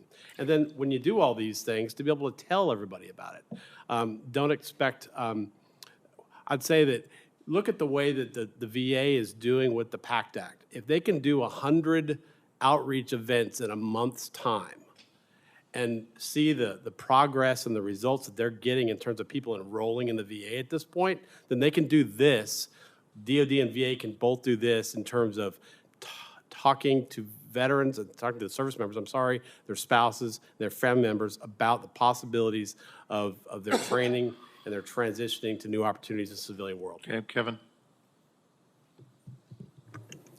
Thank you for the question. In reference to the VA, I think that they can do a better job in advertising their military life cycle modules. I think this is a very important resource. Currently, only 30,000 participants have utilized this resource in the past year. I think this could be greatly enhanced, and that comes with better advertisement and communication. Additionally, I don't think we need to see transition, retention, and recruitment in conflict. The Marine Corps has proven that these things can coincide and work effectively together with their Marine for Life program. The Marine Corps currently has the best retention and recruitment of all branches of the military. Thank you for that. Dr. DeGroot? I believe the DoD is the opportunity to make the greatest improvement to our TAP program, and particularly see the conflict between transition and retention. I think we saw when we had wounded warriors, we recognized that we weren't caring for them well during Iraq and Afghanistan, and so what we did is create warrior transition battalions and sort of recovery units, putting line units and line leaders in charge of their soldiers to help them get well. And I think we need to expand the role of the active duty leadership in units to start the conversations earlier with their service members to make sure that they're talking about the right things and that their responsibility, they are responsible for their soldiers if they choose to stay and re-enlist, or if they opt to transition back to civilian life. Thank you, Paul. Senator Reed. Well, in the spirit of bipartisanship, I'll yield to Senator Okay, Moran. Senator Moran. Senator Reed, thank you.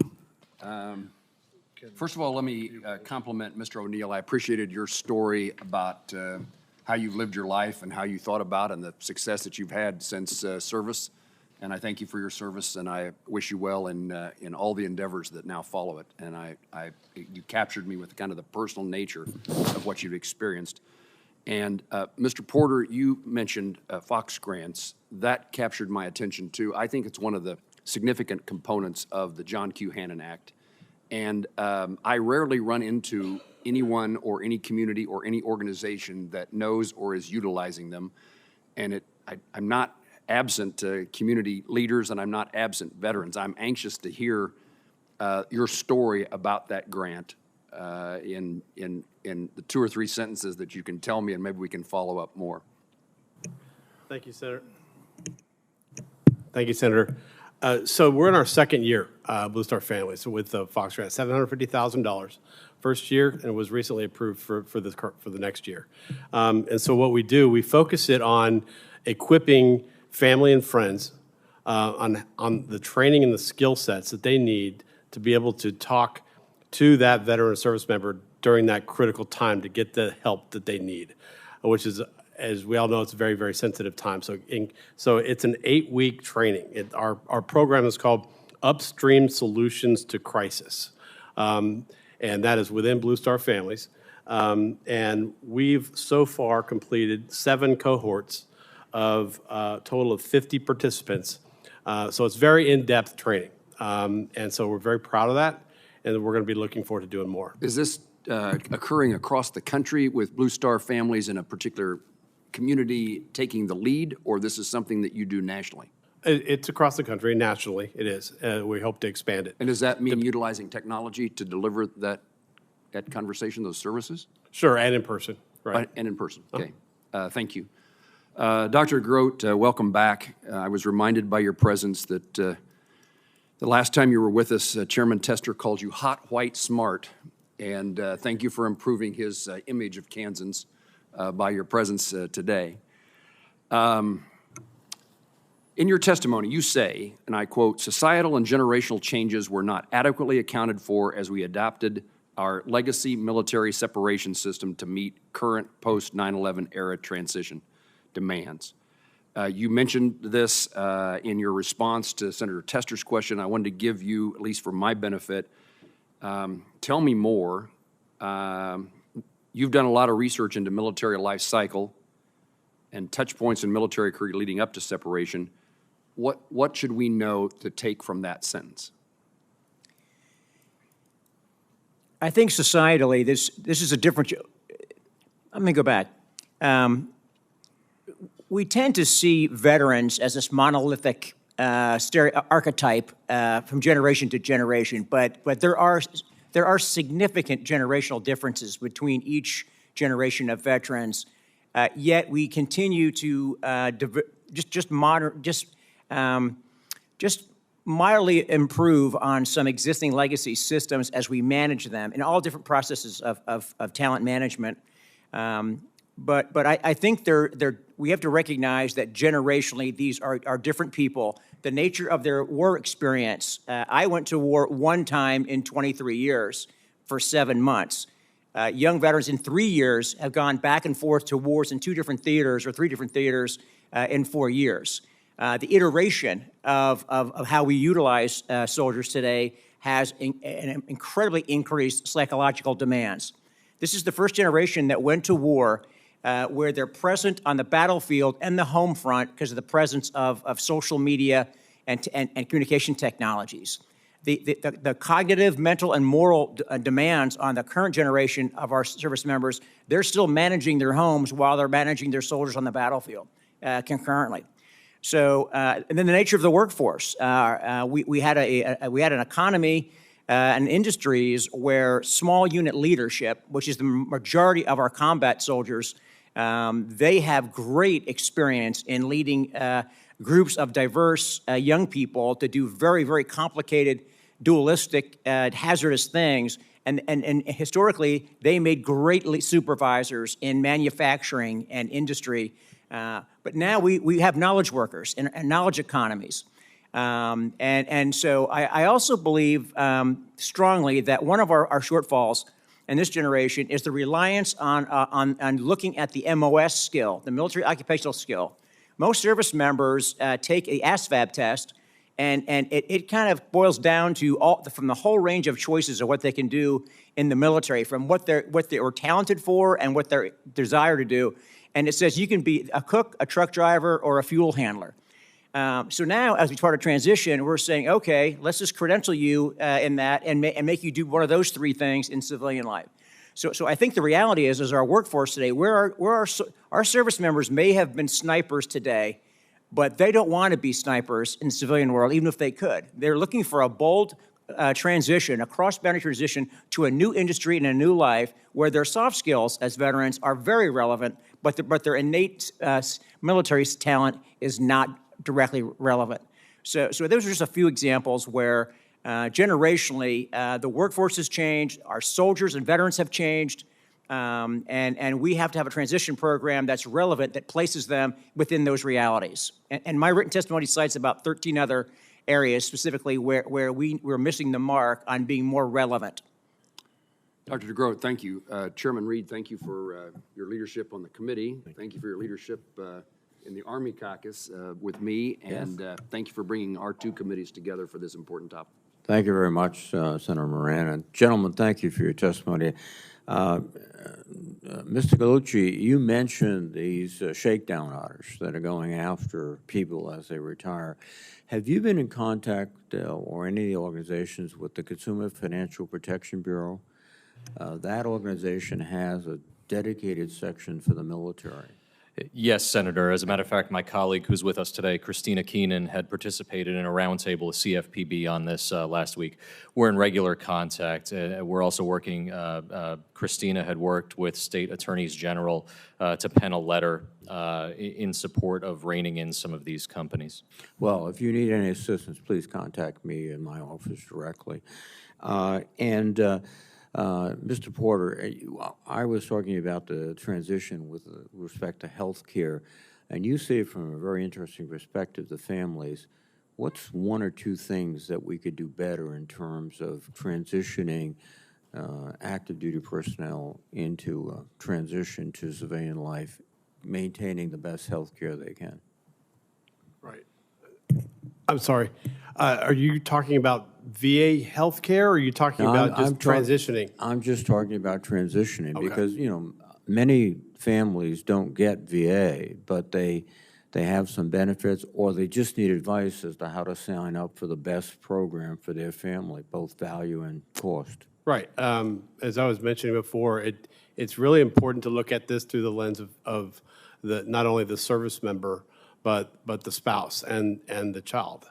What are their needs? What are their school needs? What are their employment needs, their healthcare needs, their community needs? And to be able to fold in other outside partners, so public-private partnerships be part of that could be able to give job training, transitioning advice into the civilian career world. So those are important things. But the main thing is look at this from the perspective of not just the top-down from what the commander thinks on the base, but what does the service member, spouse, and children need?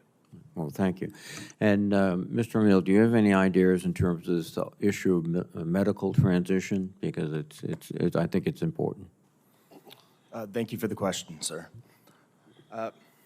I do believe that, as I stated regarding the military life cycle modules, that resources can be better advertised and better communicated. And this should start day one in the service. From your first duty station, when you first in process, you should be aware of these opportunities.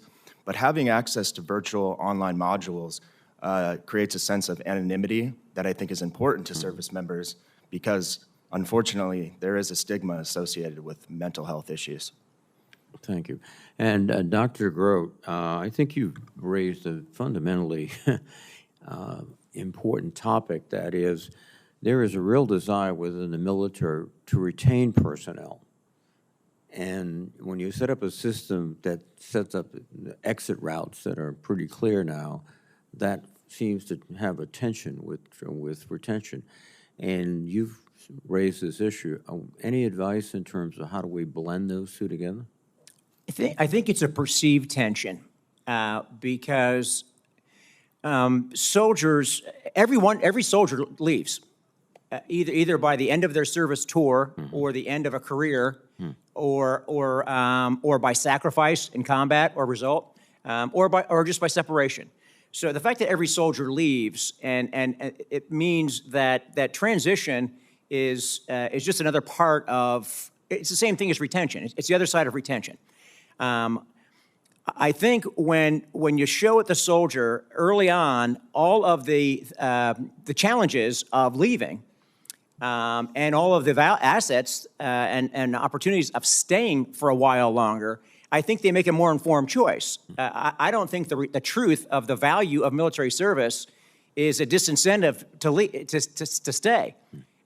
They joined for the right reason, and so I really don't think in practice it's really a competitive thing, one or the other. I think actually it's the same thing, and given more opportunity to think about it early on, you're actually coaching the person. You made a great choice. You can stay here if you want, you and your family, or you can transition. And if you transition, here's to do what you want to do. These are the things you need to do between now and then. If you're ready for that, if you've saved money to start your own business, if you've got enough savings and plan and enough credentials to get the kind of compensation in your career, your future career that you need to support your family independently, health care, child care, then you're ready to go. But if you're not ready to go, then continue to stay in the service, serve honorably and usefully, and build those assets and resources needed while you're in your uniform, and prepare yourself for that eventual transition. So the premise is that an individual has to be informed about the benefits of continued service, the values and all the external and as well as the cost, all those things.